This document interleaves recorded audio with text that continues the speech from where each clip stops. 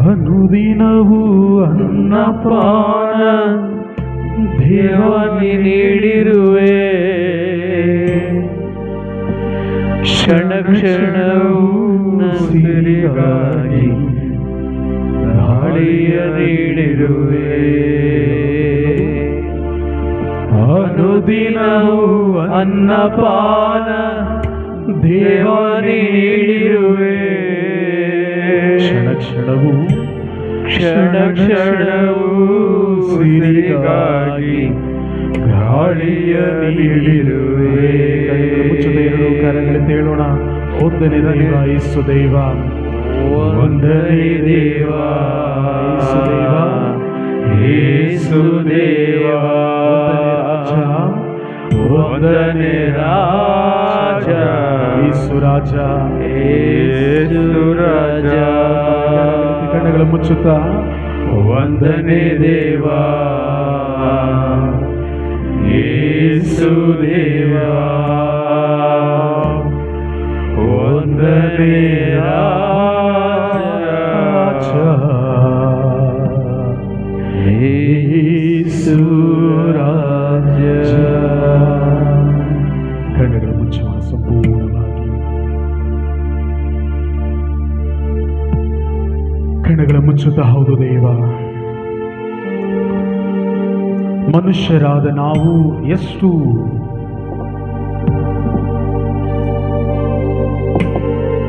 ತಪ್ಪಾಗಿ ತಿಳಿದಿದ್ದೇವೆಂದರೆ, ನನ್ನ ಜೀವನದಲ್ಲಿ ನಾನು ದುಡಿದೆ, ನಾನು ಸಂಪಾದಿಸಿದೆ, ನಾನು ಅನುಭವಿಸುತ್ತಿರುವುದೆಲ್ಲವೂ ನನ್ನ ಶ್ರಮದ ಫಲವೆಂಬುದಾಗಿ ರಕ್ತ ಮತ್ತು ಮಾಂಸದಿಂದ ರೂಪಿಸಲ್ಪಟ್ಟ ನಾವು ಪ್ರತಿಯೊಬ್ಬರು ಆಲೋಚಿಸುವರಾಗಿದ್ದೇವೆ.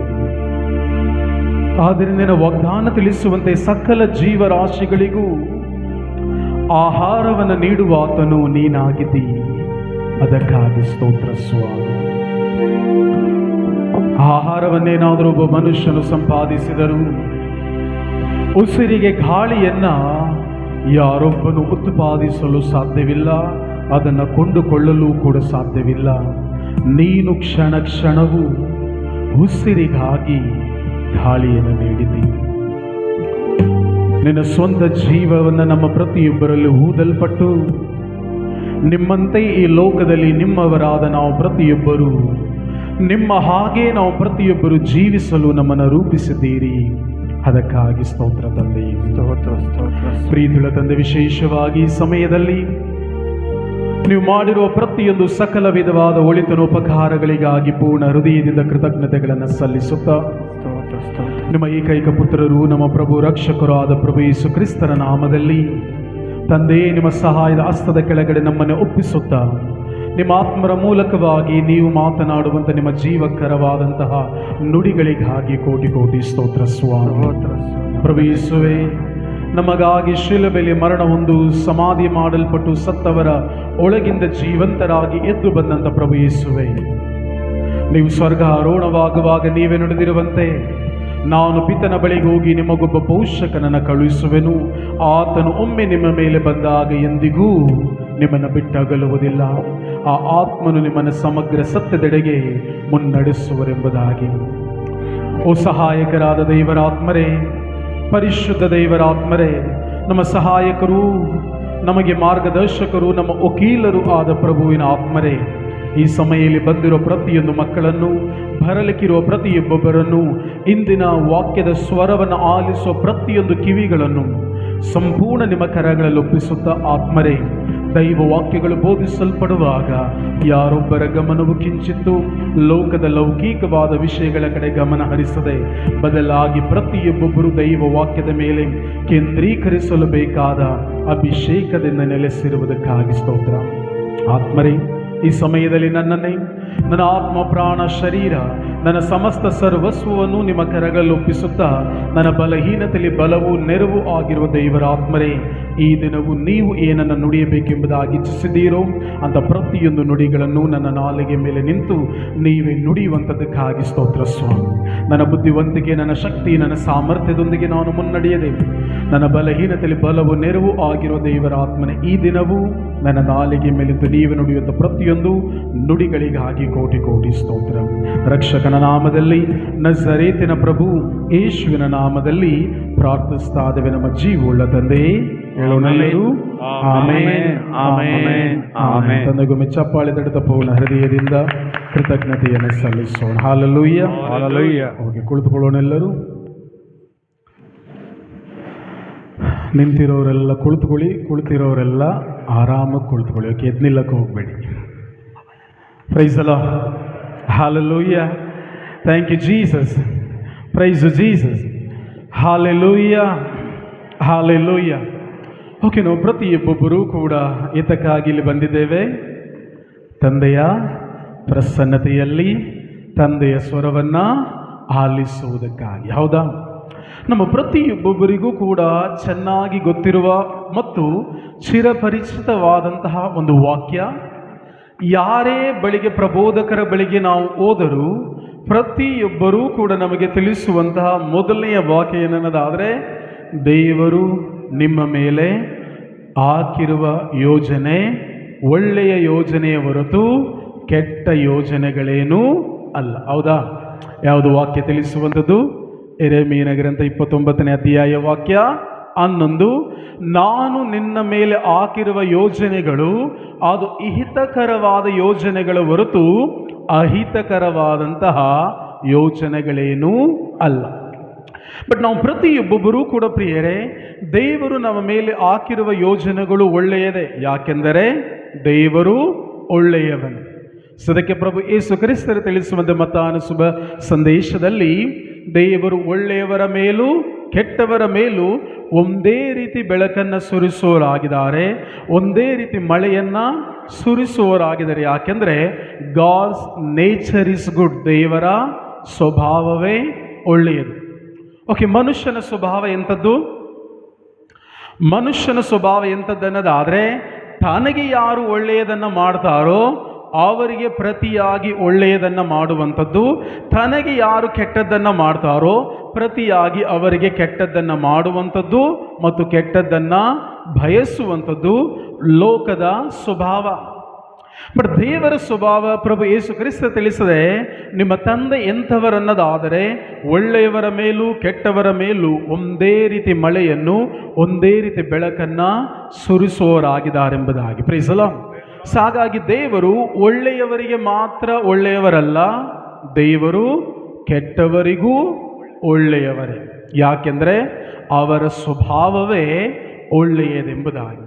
ಹಾಗಾಗಿ ದೈವ ವಾಗ್ದಾನದಲ್ಲಿ ತಿಳಿಸುವಂತೆ ದೇವರು ಒಳ್ಳೆಯವರು, ಆತನ ಯೋಜನೆಗಳು ಒಳ್ಳೆಯದೇ.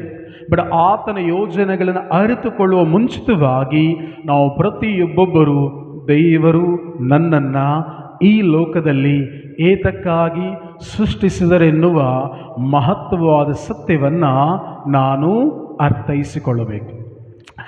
ನಿಮ್ಮ ಬಳಿ ನಾನೊಂದು ಪ್ರಶ್ನೆಯನ್ನು ಕೇಳ್ತೇನೆ, ಸರಿಯಾಗಿ ಉತ್ತರವನ್ನು ಕೊಡಬೇಕು. ಓಕೆ? ಜೀವನದಲ್ಲಿ ಯಾವತ್ತಾದರೂ ಒಂದು ಬಾರಿ ಆದರೂ ಯಾಕಪ್ಪ ದೇವರು ನನ್ನನ್ನು ಹುಟ್ಟಿಸಿದ್ರು ಅನ್ನೋ ಪ್ರಶ್ನೆ ಬಂದಿದೆಯಾ? ಬಂದಿದೆಯಾ? ಬಂದಿದೆ. ಒಂದು ಸರಿಯಲ್ಲ, ನಿಮ್ಮ ಆನ್ಸರ್ ಕೇಳ್ತಿದ್ರೆ ತುಂಬ ಸರಿ ಬಂದಿರೋ ಹಾಗಿದೆ ಮತ್ತು ತುಂಬ ರೀತಿಯಲ್ಲಿ ಬಂದಂಥ ರೀತಿಯಲ್ಲಿದೆ. ಯಾಕಪ್ಪ ದೇವರು ನನ್ನನ್ನು ಹುಟ್ಟಿಸಿದ್ರು ಎಂಬುದಾಗಿ ಮಾತ್ರ ಅಲ್ಲ, ಯಾಕಿಂತ ತಂದೆ ತಾಯಿ ಹೊಟ್ಟೆಯಲ್ಲಿ, ಯಾಕಿಂತ ಊರಲ್ಲಿ, ಯಾಕಿಂತ ಜನರ ಮಧ್ಯದಲ್ಲಿ, ಯಾಕೆ ದೇವರು ನನ್ನನ್ನು ಸೃಷ್ಟಿ ಮಾಡಿದ್ರು, ಯಾಕೆ ದೇವರು ನನ್ನನ್ನು ರೂಪಿಸಿದ್ರು, ಯಾಕೆ ದೇವರು ನನ್ನನ್ನು ಮನುಷ್ಯನಾಗಿ ಸೃಷ್ಟಿಸಿದ್ರು ಎಂಬುದಾಗಿ ಅನೇಕ ಸಂದರ್ಭಗಳಲ್ಲಿ ನಾವು ಪ್ರತಿಯೊಬ್ಬೊಬ್ಬರೂ ಕೂಡ ಅಂದುಕೊಂಡಿದ್ದೇವೆ, ದೇವರನ್ನು ಪ್ರಶ್ನಿಸಿಯೂ ಕೂಡ ಇದ್ದೇವೆ. ಹೌದಾ? ಬಟ್ ಆ ಎಲ್ಲ ಸಂದರ್ಭಗಳಲ್ಲೂ ನಿಮಗೆ ಈ ಪ್ರಶ್ನೆ ಬರಬೇಕಾದ್ರೆ ಸಾಮಾನ್ಯವಾದದ್ದು ಒಂದು ಏನನ್ನದಾದರೆ, ಅದು ಸಂತೋಷವಾಗಿದ್ದಾಗಂತೂ ಬಂದಿಲ್ಲ, ಕಷ್ಟದಲ್ಲಿ, ದುಃಖದಲ್ಲಿ, ನೋವಿನಲ್ಲಿ ಇರುವ ಸಂದರ್ಭದಲ್ಲಿ ಬಂದಿರುವಂತಹ ಪ್ರಶ್ನೆಗಳು. ಹೌದಾ? ಹೌದಲ್ಲೋ?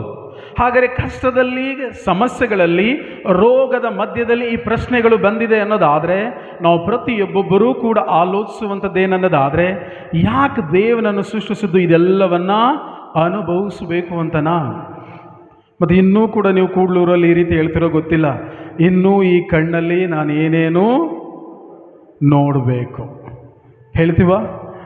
ಯಾಕೆಂದರೆ ಪ್ರಿಯರೇ, ನಾವು ತಿಳಿದುಕೊಂಡಿರುವಂಥದ್ದು ಏನನ್ನೋದಾದರೆ, ದೇವರು ಯಾಕೆ ನನ್ನನ್ನು ರೂಪಿಸಿದ್ರು, ಈ ಕಷ್ಟ ಕಾರ್ಪಣ್ಯದಲ್ಲೇ ನಾನು ಜೀವಿಸಬೇಕೆನ್ನುವುದರೊಂದಿಗೆ ದೇವರು ನನ್ನನ್ನು ರೂಪಿಸಿದ್ರೆ ಎಂಬುದಾಗಿ.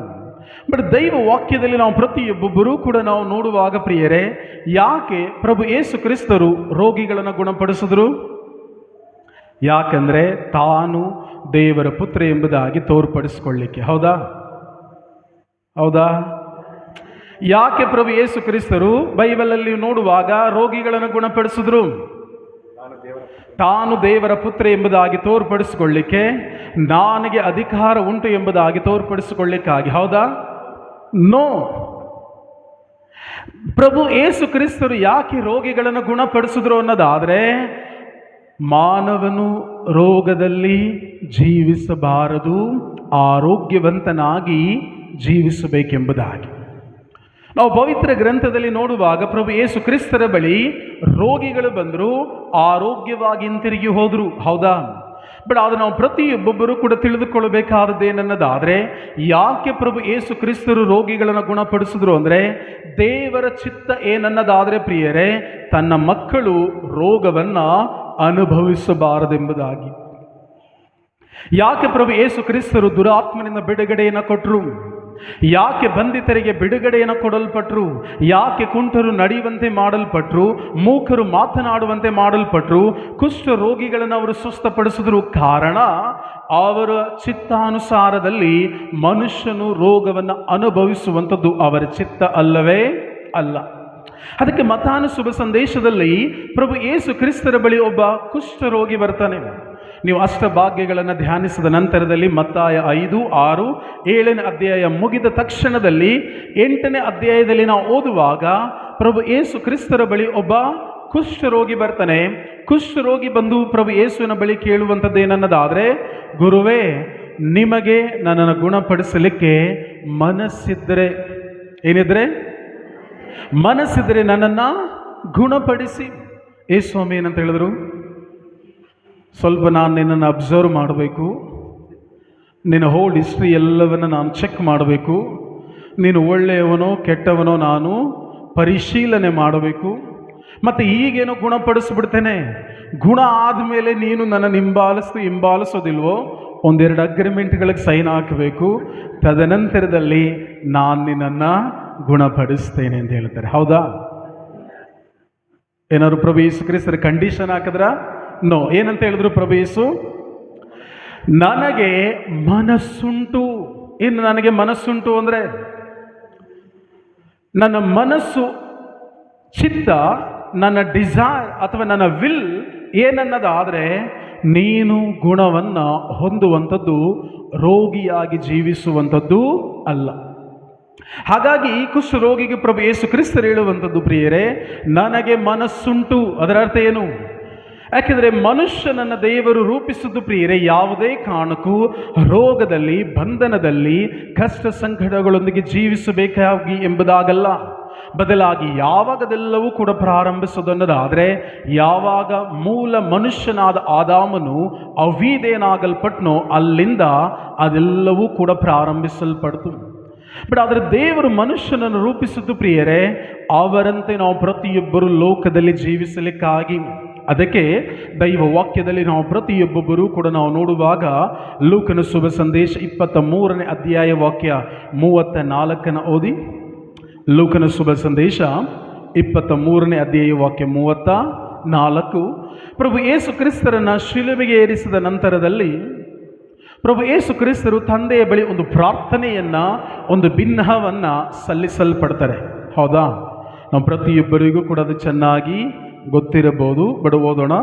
ಲೂಕನ ಶುಭ ಸಂದೇಶ 23ನೇ ಅಧ್ಯಾಯ ವಾಕ್ಯ 34.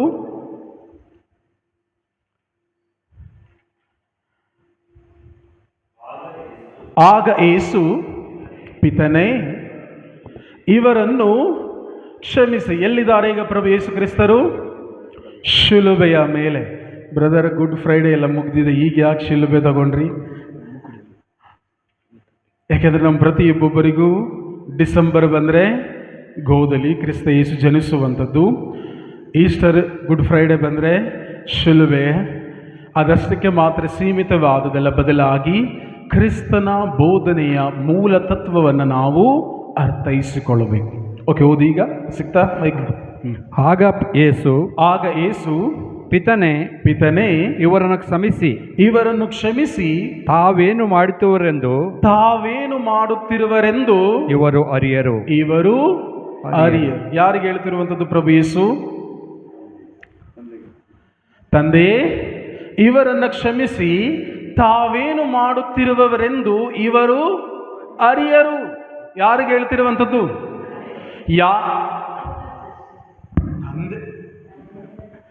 ಶಿಷ್ಯರಿಗೆ. ತಂದೆಗೆ ಹೇಳಿದ್ರು, ತಂದೆಯೇ, ಇವರೇನು ಮಾಡುತ್ತಿರುವರೋ ಇವರು ಅರಿಯರು ಅಂತ. ಯಾರು ಮಾಡ್ತಿರೋದು ಹಾಗಾದ್ರೆ? ಅಲ್ಲಿ ಸ್ವಲ್ಪ ಜನರಿದ್ದಾರೆ. ಯಾರ ಜನರು? ರೋಮನ್ ಸೈನಿಕರು, ಇನ್ನಿತರ ಪ್ರತಿಯೊಬ್ಬೊಬ್ಬರನ್ನು ಕೂಡ ನಾವು ನೋಡ್ತೇವೆ. ಅವರು ಕ್ರಿಸ್ತ ಯೇಸುವಿಗೆ ಏನನ್ನ ಮಾಡಿದ್ರು? ಕ್ರಿಸ್ತ ಯೇಸುವಿಗೆ ಯಾತನೆಯನ್ನು ಕೊಡಲ್ಪಟ್ರು. ಹೌದಾ? ಅಂದರೆ ಶಿಲುಬೆಗೆ ಏರಿಸುವ ಮುಂಚಿತವಾಗಿ ಯಾವಾಗ ಗೆತ್ಸೆಮನೆ ತೋಪಿನಿಂದ ಪ್ರಭು ಯೇಸುವನ್ನ ಎಳೆದೊಯ್ದ ಸಂದರ್ಭದಲ್ಲಿ ಅವರಿಗೆ ಕರೋಡೆಗಳಿಂದ ಹೊಡೆದ್ರು, ಚಾಟಿಗಳಿಂದ ಹೊಡೆದ್ರು, ತಲೆಯ ಮೇಲೆ ಮುಳ್ಳಿನ ಕಿರೀಟವನ್ನು ತೊಡಿಸಲ್ಪಟ್ರು. ನಂತರದಲ್ಲಿ ನೀವು ನೋಡುವಾಗ ಭಾರವಾದ ಶಿಲುಬೆಯನ್ನು ಹೊರಿಸಲ್ಪಟ್ರು. ಅವರು 3 ಸಾರಿ ಬೀಳಿ ಮೇಲೇಳುವಾಗಲೂ ಮತ್ತೆ ನಾವು ನೋಡ್ತೇವೆ ಅವರನ್ನು ದೈವ ವಾಕ್ಯದಲ್ಲಿ ಧ್ಯಾನಿಸುವಾಗ ಶಿಲುಬೆಯ ಮೇಲೆ ಅವರನ್ನು ಇರಿಸಿ ಮೊಳೆಗಳಿಂದ ಅವರ ಶರೀರವನ್ನು ಜಡಿಯಲ್ಪಟ್ರು. ಇಷ್ಟೆಲ್ಲ ಯಾತನೆಯನ್ನು ಕೊಟ್ಟಂತಹ ಜನರನ್ನು ನೋಡಿ ಅವರು ಏನಂತ ಹೇಳ್ತಾ ಇದ್ದಾರೆ? ತಂದೆಯೇ, ಇವರನ್ನ ಕ್ಷಮಿಸಿರಿ, ತಾವೇನು ಮಾಡುತ್ತಿರುವರೋ ಎಂದು ಇವರು ಅರಿಯರು. ಈಗ ನನ್ನ ಪ್ರಶ್ನೆ, ನಿಮಗೂ ಹೊಡೆದ್ರೆ ಯಾರಾದರೂ ಅಥವಾ ನಿಮಗೆ ಹಿಂಸೆ ಕೊಟ್ಟರೆ ಖಂಡಿತವಾಗೂ ಅವ್ರಿಗೆ ಗೊತ್ತಿಲ್ಲದೆ ಮಾಡ್ತಿದ್ದಾರೆ ಅಂತ ಹೇಳ್ತೀರಾ? ಇಲ್ಲ. ಏನು ಹೇಳ್ತೀರಾ?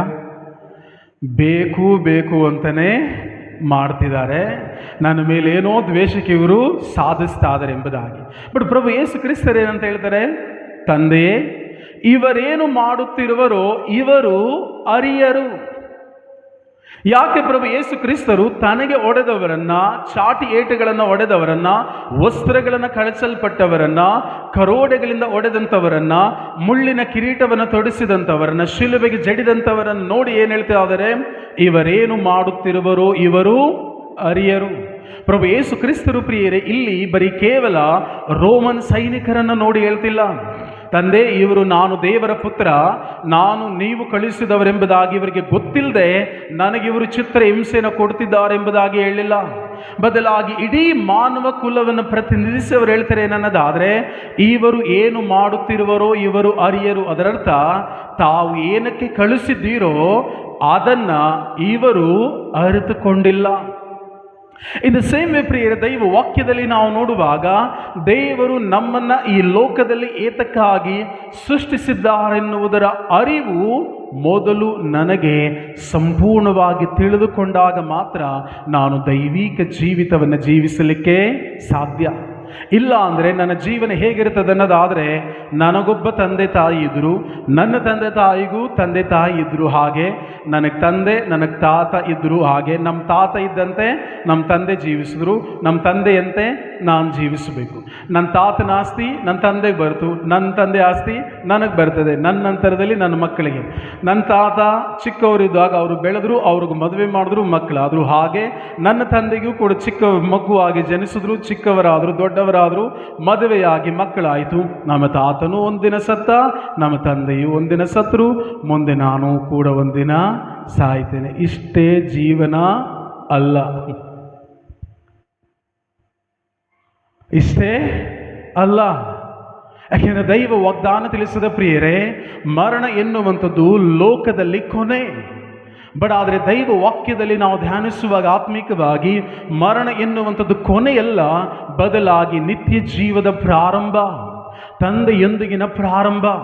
ಸದಕ್ಕೆ ನಾವು ಪ್ರತಿಯೊಬ್ಬರೂ ಕೂಡ ನೋಡುವಾಗ ಪ್ರಭು ಯೇಸು ಕ್ರಿಸ್ತರೊಂದಿಗೆ ಇನ್ನು ಇಬ್ಬರ ವ್ಯಕ್ತಿಗಳನ್ನು ಶಿಲುಬೆಗೆ ಏರಿಸಿದ್ರು. ಯಾರು? ಇಬ್ಬರು ಕಳ್ಳರು, ಎಡ ಮತ್ತು ಬಲಗಡೆಯಲ್ಲಿ ಇಬ್ಬರನ್ನು ಕೂಡ ಇರಿಸಿದ್ರು. ಅದರಲ್ಲಿ ಒಬ್ಬನು ಪ್ರಭು ಯೇಸುವನ್ನು ಮೂದಲಿಸಿದ, ಇನ್ನೊಬ್ಬನು ಪ್ರಭು ಯೇಸುವನ್ನ ಒಪ್ಪಿಕೊಂಡ. ಆಗ ಪ್ರಭು ಯೇಸು ಕ್ರಿಸ್ತರು ಏನಂತ ಹೇಳ್ತಾರೆ? ಹಿಂದೆ ನೀನು ನನ್ನ ಪರಂಧಾಮದಲ್ಲಿ ಇರುವೆ. ಹಿಂದೆ ಅಂತ ಯಾಕೆ ಹೇಳಿದ್ರು? ಯಾಕೆಂದ್ರೆ ಅಕಾರ್ಡಿಂಗ್ ಟು ಮೋಶೆಯ ನಿಯಮದ ಪ್ರಕಾರ ಯಾರು ಶಿಲುಬೆಗೆ ಏರಿಸ್ತಾರೋ ಅವರನ್ನ ಸೂರ್ಯ ಮುಳುಗೋದ್ರೊಳಗೆ ಏನು ಮಾಡಬೇಕು? ಅವರನ್ನ ಮರಣ ಹೊಂದಬೇಕು. ಮರಣ ಹೊಂದಲಿಲ್ಲ ಅಂದರೆ ಅವರ ಕಾಲುಗಳನ್ನು ಮುರಿಯಲಾಗ್ತಿತ್ತು. ಸದಕ್ಕೆ ನೀವು ನೋಡುವಾಗ ಪ್ರಭು ಯೇಸುವಿನ ಸಮಾಧಿ ಅಂದರೆ ಶಿಲುಬೆಯ ಬಳಿ ಹೋಗುವಾಗ ಆಗಲೇ ಪ್ರಭು ಯೇಸು ಕ್ರಿಸ್ತರು ಮರಣವನ್ನ ಹೊಂದಿದ್ರು. ಹಾಗಾಗಿ ಸೈನಿಕನೊಬ್ಬನು ಈಟಿಯಿಂದ ಚುಚ್ಚಿ ಪರೀಕ್ಷಿಸುವಂಥದ್ದು. ಬಟ್ ಆದರೆ ನಾವು ನೋಡುವಾಗ ದೈವ ವಾಕ್ಯದಲ್ಲಿ ಹಿಂದೆ ನೀನು, ಅದರ ಅರ್ಥ ಏನು? ಇವತ್ತು ಶಿಲುಬೆ ಮೇಲೆ ಏರಿಸಿದ್ದಾರೆ, ಇವತ್ತು ಖಂಡಿತವಾಗಿಯೂ ನಿನ್ನ ಸೂರ್ಯಾಸ್ತಮವಾಗುವುದರ ಒಳಗೆ ನೀನು ಮರಣವನ್ನು ಹೊಂದಲ್ಪಡ್ತೀನಿ. ನೀನು ಎಲ್ಲಿ ಯಾವಾಗ ಮರಣವನ್ನು ಹೊಂದಲ್ಪಡ್ತೀಯೋ the same second same moment ನಿನ್ನ ಲೋಕದಲ್ಲಿ ಯಾವಾಗ ಪ್ರಯಾಣ ಅಂತ್ಯವಾಗ್ತದೋ ನಿನ್ನ ಪ್ರಯಾಣ ತಂದೆಯೊಂದಿಗೆ ಪ್ರಾರಂಭಿಸಲ್ಪಡ್ತದೆ. ಹಾಗಾಗಿ ಮರಣ ಎನ್ನುವಂಥದ್ದು ಯಾವುದೇ ಕಾರಣಕ್ಕೂ ಕೊನೆಯಲ್ಲ.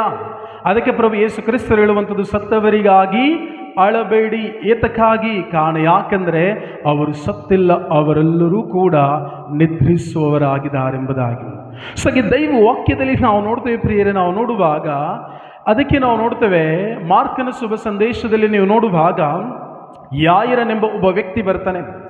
ಯೇಸು ಸ್ವಾಮಿ ಬಂದು ಆತನ ಮನೆಗೆ ಹೋಗುವ ಸಂದರ್ಭದಲ್ಲಿ ರಕ್ತಸ್ರಾವ ರೋಗದ ಮೇಲೆ ಗುಣ ಹೊಂದಿ ಆಕೆ ಸಾಕ್ಷಿಯನ್ನು ಹೇಳುವಾಗ ಯಾಯಿರನ ಮನೆಯಿಂದ ಕೆಲವರು ಬಂದು ಏನಂತ ಹೇಳ್ತಾರೆ? ಇನ್ನೇಕೆ ಗುರುವಿಗೆ ತೊಂದರೆಯನ್ನ ಕೊಡುತ್ತಿ? ಯಾಕೆ? ನಿಮ್ಮ ಮಗಳು ಸತ್ತು ಹೋದ್ಲು. ಲೋಕದ ದೃಷ್ಟಿಯಲ್ಲಿ ಏನನ್ನದಾದರೆ ಮರಣ ಹೊಂದಿದ ಮೇಲೆ ಏನನ್ನೂ ಕೂಡ ಮಾಡಲಿಕ್ಕೆ ಸಾಧ್ಯವಿಲ್ಲ. ಅದಕ್ಕೆ ಸೇವಕರು ಹೇಳುವಂಥದ್ದು, ಇನ್ಯಾಕೆ ಗುರುವಿಗೆ ತೊಂದರೆಯನ್ನು ಕೊಡ್ತೀರಿ? ನಿಮ್ಮ ಮಗಳು ಸತ್ತು ಹೋದ್ಲು. ಆಕೆ ಜೀವಂತವಾಗಿದ್ದರೆ ಪ್ರಭು ಯೇಸು ಕ್ರಿಸ್ತರು ಏನಾದರೂ ಬಂದು ಮಾಡ್ಬೋದಾಗಿತ್ತು. ಬಟ್ ಈಗ ಆಕೆ ಸತ್ತು ಹೋಗಿದ್ದಾಳೆ, ಏನನ್ನೂ ಕೂಡ ಮಾಡಲಿಕ್ಕೆ ಸಾಧ್ಯ ಇಲ್ಲ ಎಂಬುದಾಗಿ. ಪ್ರಿಯರೇ, ನಾವು ಪ್ರತಿಯೊಬ್ಬೊಬ್ಬರು ಲೋಕದವರಂತೆ ಜೀವಿಸೋದಲ್ಲ. ನಾವು ಈ ಲೋಕದಲ್ಲಿ ನಮ್ಮ ಪ್ರಯಾಣವನ್ನು ಮುಗಿಸಿದ ಮೇಲೆ ನಾವು ಪ್ರತಿಯೊಬ್ಬೊಬ್ಬರೂ ಕೂಡ ತಂದೆಯ ಮುಂದೆ ನಿಂತುಕೊಳ್ಳಲೇಬೇಕು. Hallelujah, hallelujah, hallelujah. Thank you Jesus. ಅದಕ್ಕೆ ಮರಣ ಎನ್ನುವಂಥದ್ದು, ಡೆತ್ ಎನ್ನುವಂಥದ್ದು ಯಾವುದೇ ಕಾರಣಕ್ಕೂ ಎಂಡ್ ಅಲ್ಲ. It's a transaction or transform. ನೀವು ಹೇಗೆ ಒಬ್ಬ ಕೆಲಸದಲ್ಲಿರುವಂಥ ವ್ಯಕ್ತಿ ಒಂದು ಸ್ಥಳದಿಂದ ಇನ್ನೊಂದು ಸ್ಥಳಕ್ಕೆ ಏನಾಗ್ತಾರೆ? ಟ್ರಾನ್ಸ್ಫರ್ ಆಗ್ತಾರೆ, ವರ್ಗಾವಣೆ. ಇನ್ ದ ಸೇಮ್ ಮರಣವೂ ಕೂಡ ವರ್ಗಾವಣೆ. ಏನು? ಈ ಲೋಕದಲ್ಲಿ ನನ್ನ ಕಾರ್ಯವನ್ನು ಮುಗಿಸಿ ನಾನು ಪರಲೋಕದಲ್ಲಿ ತಂದೆಯೊಂದಿಗೆ ಜೀವಿಸುವಂಥದ್ದು. ಬಟ್ ಬಹುಮುಖ್ಯವಾಗಿ ಪ್ರಭು ಯೇಸು ಕ್ರಿಸ್ತರು ಹೇಳ್ತಾರೆ, ನೀವು ಈ ಲೋಕದಲ್ಲಿ ತಂದೆಯ ಚಿತ್ತಾನುಸಾರ ಜೀವಿಸಿದರೆ ಮಾತ್ರ ಅವರು ಸ್ವರ್ಗ ಸಾಮ್ರಾಜ್ಯಕ್ಕೆ ಬಾಧ್ಯಸ್ಥ. ಅದನ್ನು ಪ್ರಭು ಯೇಸು ಕ್ರಿಸ್ತರು ಹೇಳ್ತಾರೆ, ನನ್ನನ್ನು ಸ್ವಾಮಿ ಸ್ವಾಮಿ ಎಂದು ಕರೆಯುವ ಪ್ರತಿಯೊಬ್ಬನೂ ಕೂಡ ಸ್ವರ್ಗ ಸಾಮ್ರಾಜ್ಯವನ್ನು ಸೇರುವನು ಅಥವಾ ಸೇರಲಾರನು. ಯಾಕೆ ಪ್ರಭು ಯೇಸು ಕ್ರಿಸ್ತರಾಗಿ ಹೇಳ್ತಾರೆ, ನನ್ನನ್ನು ಸ್ವಾಮಿ ಸ್ವಾಮಿ ಎಂದು ಕರೆಯುವ ಪ್ರತಿಯೊಬ್ಬನೂ ಕೂಡ ಸ್ವರ್ಗ ಸಾಮ್ರಾಜ್ಯವನ್ನ ಸೇರಲಾರನು. ಬಟ್ ಮುಂದುವರಿಸಿ ಹೇಳ್ತಾರೆ, ಯಾರಾಗರೆ ಸೇರುವಂಥದ್ದು? ತಂದೆಯ ಚಿತ್ತವನ್ನ ಯಾರು ನೆರವೇರಿಸ್ತಾರೋ ಅಂಥವರು ಮಾತ್ರ ಸ್ವರ್ಗ ಸಾಮ್ರಾಜ್ಯವನ್ನು ಸೇರಲಿಕ್ಕೆ ಸಾಧ್ಯ. ನೆಕ್ಸ್ಟ್ ಯಾರನ್ನ ಕುರಿತು ಪ್ರಭು ಯೇಸು ಕ್ರಿಸ್ತರು ಹೇಳ್ತಾರೆ, ನಿಮ್ಮ ಮೈಕೆಲ್ಲ ಹಿಡಿದು ಯಾರು ಹೇಳ್ಕೊಡುವಂಥದ್ದು ಇದನ್ನೆಲ್ಲ? ಪ್ರಬೋಧಕರು. ಅವ್ರಿಗೆ ಹೇಳ್ತಾರೆ ಏನಂತನ್ನೋದಾದರೆ, ಗುರುವೇ, ನಾನು ನಿಮ್ಮ ಹೆಸರಿನಲ್ಲಿ ಬೋಧನೆಯನ್ನು ಮಾಡಲಿಲ್ವೇ? ನಾನು ನಿಮ್ಮ ಹೆಸರಿನಲ್ಲಿ ರೋಗಿಗಳನ್ನು ಗುಣಪಡಿಸಲಿಲ್ಲವೇ? ನಾನು ನಿಮ್ಮ ಹೆಸರಿನಲ್ಲಿ ಸತ್ತವರನ್ನ ಜೀವಕ್ಕೆ ಎಬ್ಬಿಸಲಿಲ್ವೇ? ಯೇಸು ಸ್ವಾಮಿ ಏನು ಹೇಳ್ತಾರೆ? ಓ ಹೌದಾ ಬ್ರದರ್ ಮಹೇಶ್, ಕಮ್ ಸಿಟ್, ಕೂತ್ಕೊಳ್ಳಿ ಎಂಬುದಾಗಿ ಹೇಳ್ತಾರ? ಬದಲಾಗಿ ಏನಂತ ಹೇಳಿದ್ರು ಪ್ರಭು ಯೇಸು ಕ್ರಿಸ್ತರು? ನಿನ್ನ ಅರಿವೇ ನನಗೆ ಇಲ್ಲ ಎಂಬುದಾಗಿ. ಹೇಗೆ ಪ್ರಿಯರೇ ನನ್ನ ಸೃಷ್ಟಿಕರ್ತನು ನನ್ನ ಅರಿವಿಲ್ಲ ಎಂಬುದಾಗಿ ಹೇಳಲಿಕ್ಕೆ ಸಾಧ್ಯ? ಯಾಕೆಂದರೆ ಯೆಶಾಯನ ಗ್ರಂಥದಲ್ಲಿ ದೈವ ವಾಕ್ಯದಲ್ಲಿ ಧ್ಯಾನಿಸ್ತೇವೆ, ನಾವು ದೈವ ವಾಕ್ಯದಲ್ಲಿ ನಾವು ಧ್ಯಾನಿಸುವಾಗ ಯೆರೆಮೀಯ ಯೆಶಾಯ ಗ್ರಂಥಗಳಲ್ಲಿ ನಾವು ನೋಡುವಾಗ, ನಾನು ನಿನ್ನನ್ನು ತಾಯಿಯ ಗರ್ಭದಲ್ಲಿ ರೂಪಿಸುವಕ್ಕಿಂತ ಮುಂಚಿತವಾಗಿ ಬಲ್ಲೆನು, ನಿನ್ನ ತಾಯಿ ಗರ್ಭದಿಂದ ಹೊರಬರೋ ಮುಂಚೆ ಪವಿತ್ರೀಕರಿಸಿದ ಆತನು, ಭೂಮಿಗೆ ಅಸ್ತಿವಾರವನ್ನು ಹಾಕುವುದಕ್ಕಿಂತ ಮುಂಚಿತವಾಗಿ ನಾನು ನಿನ್ನನ್ನು ಬಲ್ಲೆ ಎಂಬುದಾಗಿ ನುಡಿದಂತಹ ದೇವನು ಹೇಗೆ ತಾನೇ ನಿನ್ನ ಅರಿವು ನನಗೆ ಇಲ್ಲ ಎಂಬುದಾಗಿ ಹೇಳಲಿಕ್ಕೆ ಸಾಧ್ಯ? ನಿಮ್ಮನ್ನು ಹೇಳ್ತಿಲ್ಲ, ನಮ್ಮನ್ನು ಹೇಳ್ತಿರೋದು. ದೆವ್ವ ಬಿಡಿಸೋದು ಯಾರು? ರೋಗಿಗಳು ಗುಣಪಡಿಸೋದು ಯಾರು? ಶುಭ ಸಂದೇಶ ಸಾರೋದು ಯಾರ್ದು? ಪ್ರಬೋಧಕರು, ಹೌದಲ್ಲೋ? ಈಗ ನಾವು ಅಲ್ಲಿ ಬಂದಿದ್ದು ಯಾರಿಗೆ? ಪ್ರಭು ಯೇಸು, ಗುರುವೇ ನಾನು ನಿಮ್ಮ ಹೆಸರಿನಲ್ಲಿ ಶುಭ ಸಂದೇಶವನ್ನು ಸಾರಲಿಲ್ವೇ, ರೋಗಿಗಳನ್ನು ಗುಣಪಡಿಸಲಿಲ್ವೇ, ಸತ್ತವರನ್ನು ಎಬ್ಬಿಸಲಿಲ್ವ? ಪ್ರಭು ಯೇಸು ಕ್ರಿಸ್ತರು ಏನಂತ ಹೇಳ್ತಾರೆ? ಓ ಸಾರಿ, ನಾನು ಮರೆತು ಬಿಟ್ಟಿದ್ದೆ, ತುಂಬ ಜನಸಂಖ್ಯೆ ಅಲ್ಲ, ನಿನ್ನನ್ನು ನಾನು ಮರೆತು ಬಿಟ್ಟಿದ್ದೆ ಅಂತ ಹೇಳಿದ್ರ? ಇಲ್ಲ, ಬದಲಾಗಿ ಏನು ಹೇಳಿದ್ರು? ನಿನ್ನ ಅರಿವೇ ನನಗೆ ಇಲ್ಲ, ನಿನ್ನ ಗುರುತೇ ನನಗಿಲ್ಲ ಎಂಬುದಾಗಿ. ಅದರರ್ಥ ಏನು? ತಂದೆಯ ಚಿತ್ತವನ್ನು ನೆರವೇರಿಸುವಂಥವರು ಮಾತ್ರ ಪ್ರಭು ಯೇಸು ರೆಕಗ್ನೈಸ್ ಮಾಡಲಿಕ್ಕೆ ಸಾಧ್ಯ, ಗುರುತಿಸಲಿಕ್ಕೆ ಸಾಧ್ಯ. ಹಾಗಾಗಿ ದೈವ ವಾಕ್ಯದಲ್ಲಿ ನಾವು ನೋಡ್ತೇವೆ, ಲೂಕನ ಶುಭ ಸಂದೇಶದಲ್ಲಿ, ಪ್ರಿಯರೇ, ತಂದೆ ಇವರು ಏನು ಮಾಡುತ್ತಿರುವರು ಇವರು ಅರಿಯರಂದರೆ, ನೀವು ಏತಕ್ಕಾಗಿ ಈ ಲೋಕಕ್ಕೆ ಮನುಷ್ಯನನ್ನು ಕಳಿಸಿದ್ರೋ ಅದನ್ನೇ ಮನುಷ್ಯನು ಇನ್ನೂ ಅರ್ಥೈಸಿಕೊಂಡಿಲ್ಲ. ಅದಕ್ಕೆ ನೀವು ನೋಡುವುದು ಪ್ರಿಯರೇ, ಆದಿಕಾಂಡ 6ನೇ ಅಧ್ಯಾಯ ವಾಕ್ಯ 5ರಲ್ಲಿ ನಾವು ನೋಡುವಾಗ, ದೇವರು ಸಮಸ್ತವನ್ನು ಸೃಷ್ಟಿಸಿದ್ರು, ಒಂದು ಸೃಷ್ಟಿಸಿದ ಕಾರ್ಯಕ್ಕಾಗಿ ಅವರು ಬಹಳ ದುಃಖ ಭರಿತರಾದರು. ಯಾವುದಕ್ಕಾಗಿ? ಆದಿಕಾಂಡ 6ನೇ ಅಧ್ಯಾಯ ವಾಕ್ಯ 5ರಲ್ಲಿ ನೀವು ಓದುವಾಗ ಹೇಳ್ತದೆ, ತೆಗಿರಿ, ಆದಿಕಾಂಡ 6ನೇ ಅಧ್ಯಾಯ ವಾಕ್ಯ 5, ಜೆನಿಸಿಸ್ ಚಾಪ್ಟರ್ 6 ವರ್ಸಸ್ 5. ಆದಿಕಾಂಡ 6ನೇ ಅಧ್ಯಾಯ ವಾಕ್ಯ 6, 5, 6, 2. ಫಸ್ಟ್ 6. ಕರ್ತನು ಭೂಮಿಯ ಮೇಲೆ ಮನುಷ್ಯನನ್ನು ಉಂಟು ಮಾಡಿದಕ್ಕೋಸ್ಕರ ಪಶ್ಚಾತ್ತಾಪಪಟ್ಟು ತನ್ನ ಹೃದಯದಲ್ಲಿ ನೊಂದುಕೊಂಡನು. Okay, good news, good news, good news. 6ನೇ. ಇದನ್ನು ಕಂಡ ಸರ್ವೇಶ್ವರ ಮನುಷ್ಯನನ್ನು ಇಲ್ಲಿ ಸೃಷ್ಟಿ ಮಾಡಿದಕ್ಕಾಗಿ ವ್ಯಥೆಪಟ್ಟ. ಮೊದಲೇ ನಿಮ್ಮ ಬಳಿ ಒಂದು ಪ್ರಶ್ನೆ ಕೇಳಿದೆ, ವ್ಯಥೆಪಟ್ಟಿದ್ದೇವೆ ನಮ್ಮ ದೇವರು ಯಾಕೆ ನಮ್ಮನ್ನು ಸೃಷ್ಟಿ ಮಾಡಿದ್ರು ಅಂತ. ಈಗ ಯಾರು ಸೃಷ್ಟಿ ಮಾಡಿದ್ರೋ ಅವರೇ ನಮ್ಮ ಬಗ್ಗೆ ಒಂದು ಸಮಯ ವ್ಯಥೆಪಟ್ಟಿದ್ದಾರೆ. ಏನಂತ? ಇದನ್ನು ಕಂಡ ಸರ್ವೇಶ್ವರ ಮನುಷ್ಯನನ್ನು ಇಲ್ಲಿ ಸೃಷ್ಟಿ ಮಾಡಿದಕ್ಕಾಗಿ ವ್ಯಥೆಪಟ್ಟ. ಯಾರು ವ್ಯಥೆಪಡ್ತಿರುವಂಥದ್ದು ಈಗ? ದೇವರು. ಯಾರು? ನಮ್ಮನ್ನು ಸೃಷ್ಟಿಸಿದಂಥ ಸೃಷ್ಟಿಕರ್ತನಾದ ಸರ್ವಶಕ್ತನಾದ ದೇವರು. ಯಾಕೆ ವ್ಯಥೆಯನ್ನು ಪಡ್ತಾ ಇದ್ದಾರೆ? 5ನೇ ವಾಕ್ಯದಲ್ಲಿ ತಿಳಿಸದೆ, ಜಗತ್ತಿನಲ್ಲಿ ಮನುಷ್ಯರ ಕೆಟ್ಟತನವು ಹೆಚ್ಚುತ್ತಲೇ ಇತ್ತು, ಅವರ ಮನದಾಲೋಚನೆಗಳು ಸದಾ ಕೆಟ್ಟವು, ದವಗಾಳಾಗಿದ್ದವು. ದೈವ ವಾಗ್ದಾನ ತಿಳಿಸದ ಪ್ರಿಯರೇ, ದೇವರು ಮರಗಿಡಗಳನ್ನು ಸೃಷ್ಟಿಸೋದಕ್ಕೆ ದುಃಖಪಟ್ರ? ಪಶು ಪ್ರಾಣಿಗಳನ್ನು ಸೃಷ್ಟಿಸೋದಕ್ಕೆ ದುಃಖಪಟ್ರ? ಸೂರ್ಯಚಂದ್ರಗಳನ್ನು ಸೃಷ್ಟಿಸೋದಕ್ಕೆ ಅವರು ವ್ಯಥೆಪಟ್ರ? ಯಾವುದಕ್ಕೂ ಕೂಡ ಅವರು ವ್ಯಥೆಯನ್ನು ಪಡಲಿಲ್ಲ. ಹೌದಾ? ಯಾಕೆ ಮನುಷ್ಯನ ಮನುಷ್ಯನ ವಿಷಯದಲ್ಲಿ ವ್ಯಥೆಪಟ್ಟರು? ನಿಮ್ಗೆ ಅರ್ಥ ಮಾಡಿಸ್ಲಾ? ಓಕೆ. ಬೇರೆಯವರು ನಿಮ್ಮ ಪಕ್ಕದ ಮನೆ ಮಕ್ಕಳು ಫೇಲ್ ಆಗಿ ಹೋಗಿದ್ದಾರೆ, ನಿಮಗೆ ದುಃಖ ಆಗುತ್ತಾ? ದುಃಖ ಆಗುತ್ತಾ? ಹಾಂ, ಒಬ್ಬ 100 ವೋಲ್ಟ್ ಕರೆಂಟ್ ಹೊಡೆದಂಗೆ ಆಯ್ತು ನನಗೆ. ಬೇರೆ ಮಕ್ಕಳು ಫೇಲ್ ಆದರೆ ನಿಮ್ಗೆ ದುಃಖ ಆಗುತ್ತಾ? ಅಯ್ಯೋ, ಮೇಲ್ ಮಾತ್ರ ದುಃಖ ಅಷ್ಟೇ, ಏನು ಒಳಗೆ ಮಾತ್ರ ಡೈರಿಗೆ ಹೋಗಿ ಹಾಲು ತಂದು ಅಪ್ಪ ಆಡ್ತಿದ್ದ ನನ್ನ ಮಕ್ಕಳನ್ನೇ ಆಡ್ಕತ್ತಿದ್ರು, ಇವ್ರಿಗೆ ಹಿಂಗೆ ಆಗ್ಬೇಕಿದ್. ಮೇಲ್ ಮಾತ್ರ ಹೇಳ್ತೀವಿ ಏನಾಗಲ್ಲ, ಸುಮ್ಮನೆ ಏನಾಗಲ್ಲ, ಇನ್ನೊಂದು ಸರಿ ಕಟ್ಬೋದು, ಏನಾಗಲ್ಲ, ದೇವರಿದ್ದಾನೆ. ಮೇಲ್ ಮಾತ್ರ, ಬಟ್ ಒಳಗಡೆ ಮಾತ್ರ ಫುಲ್ ಆನಂದವೇ ಆನಂದ. ಹೌದಾ? ಬಟ್ ಅದೇ ನಮ್ಮ ಮಕ್ಕಳು ಫೇಲ್ ಆದರೆ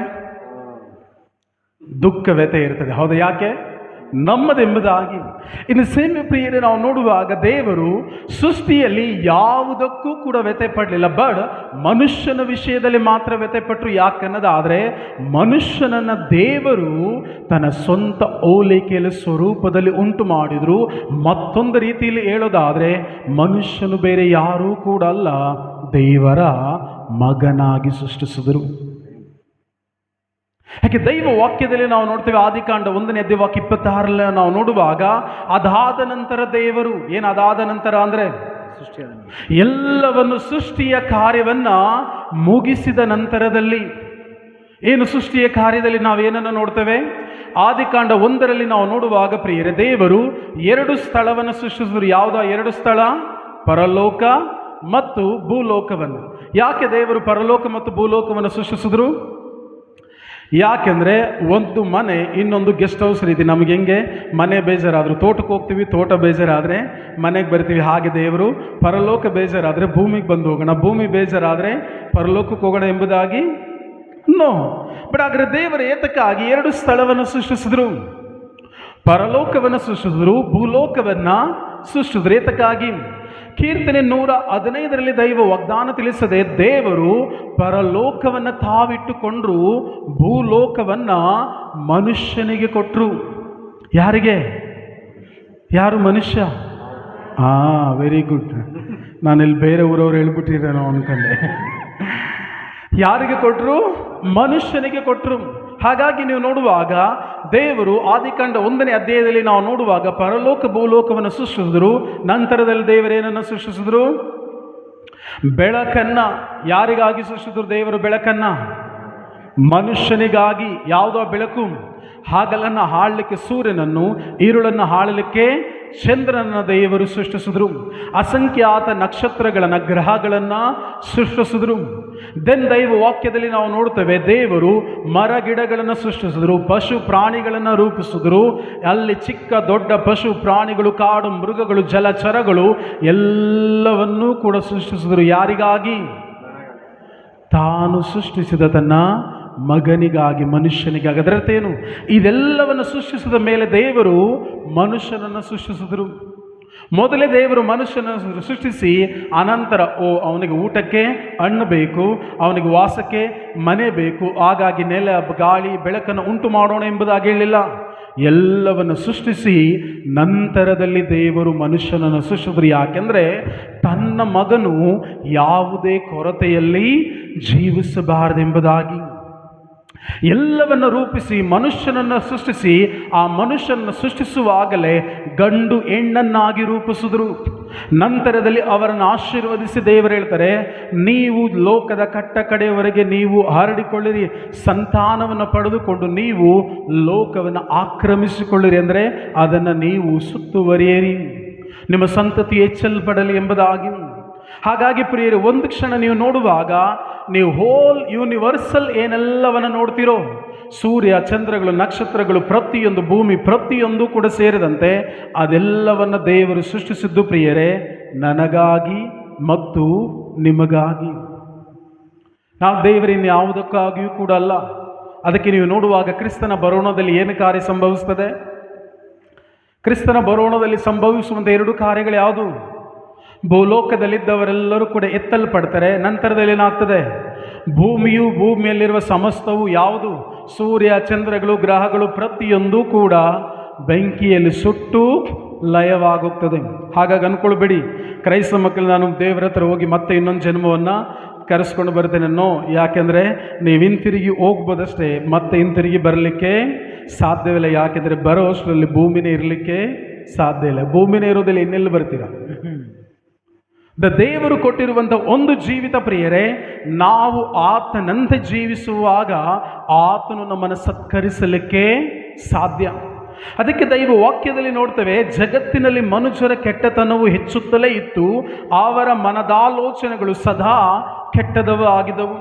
ಅದರರ್ಥ ದೇವರು ತಾನು ಸೃಷ್ಟಿಸಿದ ಮನುಷ್ಯನು ಯಾವಾಗ ಕೆಟ್ಟತನದಲ್ಲಿ ಜೀವಿಸಲಿಕ್ಕೆ ಪ್ರಾರಂಭಿಸಿದನೋ ಅದು ಸೃಷ್ಟಿಕರ್ತನಿಗೆ ನೋವನ್ನುಂಟು ಮಾಡ್ತೀವಿ. ಯಾಕೆಂದರೆ ದೇವರು ಮನುಷ್ಯನನ್ನು ಸೃಷ್ಟಿಸಿದ ಪ್ರಿಯರೇ ಕೆಟ್ಟತನದಲ್ಲಿ ಜೀವಿಸಲಿಕ್ಕಾಗಿ ಅಲ್ಲ, ಬದಲಾಗಿ ಒಳ್ಳೆಯದರನ್ನು ಜೀವಿಸಲಿಕ್ಕಾಗಿ. ಅದಕ್ಕೆ ದೈವ ವಾಕ್ಯದಲ್ಲಿ ನಾವು ಪ್ರತಿಯೊಬ್ಬರೂ ಕೂಡ ಧ್ಯಾನಿಸುವಾಗ ಪ್ರಭು ಯೇಸು ಕ್ರಿಸ್ತರು ಅಷ್ಟಭಾಗ್ಯಗಳನ್ನು ಬೋಧಿಸುವ ಬೆಟ್ಟದ ಮೇಲಿನ ಬೋಧನೆಯಲ್ಲಿ ಅತ್ಯದ್ಭುತಕರವಾದ ವಿಷಯಗಳನ್ನು ಕುರಿತು ಮಾತನಾಡ್ತಾರೆ. ಅದರಲ್ಲಿ ಒಂದು ಮುಖ್ಯ ವಿಷಯವನ್ನು ಕೂಡ ಪ್ರಭು ಯೇಸು ಕ್ರಿಸ್ತರು ಹೇಳಿದರೆ, ಮತ್ತಾಯನ ಶುಭ ಸಂದೇಶ 7ನೇ ಅಧ್ಯಾಯ ವಾಕ್ಯ 21ರಲ್ಲಿ ಪ್ರಭು ಯೇಸು ಕ್ರಿಸ್ತರು ಹೇಳ್ತಾರೆ, ಸುವರ್ಣ ಸೂತ್ರ. ಏನು ಸುವರ್ಣ ಸೂತ್ರ? ಸುವರ್ಣ ಸೂತ್ರ ಗೊತ್ತಿದೆಯಾ? ಓಕೆ, ಗಾಳಿಪಟ ನೋಡಿದ್ದೀರಾ? ಗಾಳಿಪಟ ಆರಿಸಿದ್ದೀರಾ? ಆರಿಸೋರನ್ನ ನೋಡಿಸಿದ್ದೀರಾ? ಓಕೆ, ಒಂದು ಗಾಳಿಪಟ ತಯಾರಾಗಬೇಕಂದ್ರೆ ಏನೇನು ಬೇಕು? ಅದಕ್ಕೆ ಒಂದು ಪ್ಲಾಸ್ಟಿಕ್ ಪೇಪರ್ ಬೇಕು, ಅದಕ್ಕೆ ಕಡ್ಡಿ ಬೇಕು, ಮತ್ತು ಅದಕ್ಕೆ ದಾರ ಬೇಕು, ಬಾಲಂಗೋಚಿ ಬೇಕು, ಅದನ್ನು ಆರಲಿಕ್ಕೆ ಉದ್ದವಾದ ದಾರ ಬೇಕು. ಇದೆಲ್ಲಕ್ಕಿಂತ ಮುಖ್ಯವಾಗಿ ಪಟ ಎತ್ತರದಲ್ಲಿ ಆರಬೇಕಂದ್ರೆ ಸೂತ್ರ ಬಹಳ ಮುಖ್ಯವಾದದ್ದು. ನೀವು ಮೇಲೊಂದು ಕಡ್ಡಿ ಕೆಳಗೊಂದು ದಾರ ಹಾಕ್ಬಿಟ್ಟು ನೀವು ಎಳ್ಕೊಂಡು ಹೋದರೆ ಮಕ್ಕಳು ಓಡ್ತಾರಲ್ಲ, ಹಂಗೆ ಓಡಬೇಕಷ್ಟೆ. ಬಟ್ ನೀವು ಎತ್ತರದಲ್ಲಿ ಆರಬೇಕನ್ನೋದಾದರೆ ಆ ಗಾಳಿ ಪಟಕ್ಕೆ ಕಟ್ಟುವಂತಹ ಸೂತ್ರ ಬಹಳ ಮುಖ್ಯವಾದದ್ದು. ಇನ್ ದ ಸೇಮ್ ದೈವ ವಾಕ್ಯದಲ್ಲಿ ಕ್ರೈಸ್ತ ಮಕ್ಕಳ ಜೀವಿತದಲ್ಲಿ ಒಂದು ಗೋಲ್ಡನ್ ರೂಲ್, ಒಂದು ಸುವರ್ಣ ಸೂತ್ರವನ್ನು ಪ್ರಭು ಯೇಸು ಕಳಿಸ್ಕೊಡ್ತಾರೆ. ಮತ್ತಾಯನ ಶುಭ ಸಂದೇಶ 7ನೇ ಅಧ್ಯಾಯ ವಾಕ್ಯ 12 ಮತ್ತಾಯ 7:12 ಅದೊಂದನ್ನು ಓದಿ. ಜನರು ನಿಮಗೆ ಏನೇನು ಮಾಡಬೇಕೆಂದು ನೀವು ಅಪೇಕ್ಷಿಸುತ್ತೀರೋ ಅದನ್ನೇ ನೀವು ಅವರಿಗೆ ಮಾಡಿರಿ. ಧರ್ಮಶಾಸ್ತ್ರದಲ್ಲಿ ಹಾಗೂ ಪ್ರವಾದನೆಗಳ ಸಾರ ಇದೆ. ಧರ್ಮಶಾಸ್ತ್ರದ ಹಾಗೂ ಪ್ರವಾದನೆಗಳ ಸಾರ ಇದೆ. ಯಾವುದು ಧರ್ಮಶಾಸ್ತ್ರ ಅಂದರೆ? 5 ಪುಸ್ತಕಗಳು.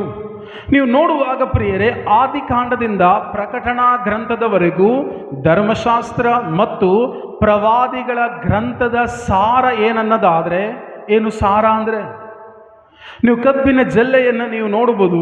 ಕಬ್ಬಿನ ಜ್ಯೂಸ್ ಮಾಡೋರ ಹತ್ರ ನೀವು ಯಾವಾಗ ಜಲ್ಲೆಯನ್ನು ಆತನು ಹಾಕಿ ಅದನ್ನು ಮಿಷಿನಲ್ಲಿ ತಿರುಗಿಸುವಾಗ ಅದು ಸಂಪೂರ್ಣವಾಗಿ ಹಿಂಡಲ್ಪಟ್ಟು ಅದರ ಸಾರವನ್ನು ಬಿಡಲ್ಪಡ್ತದೆ. ಹೌದಾ?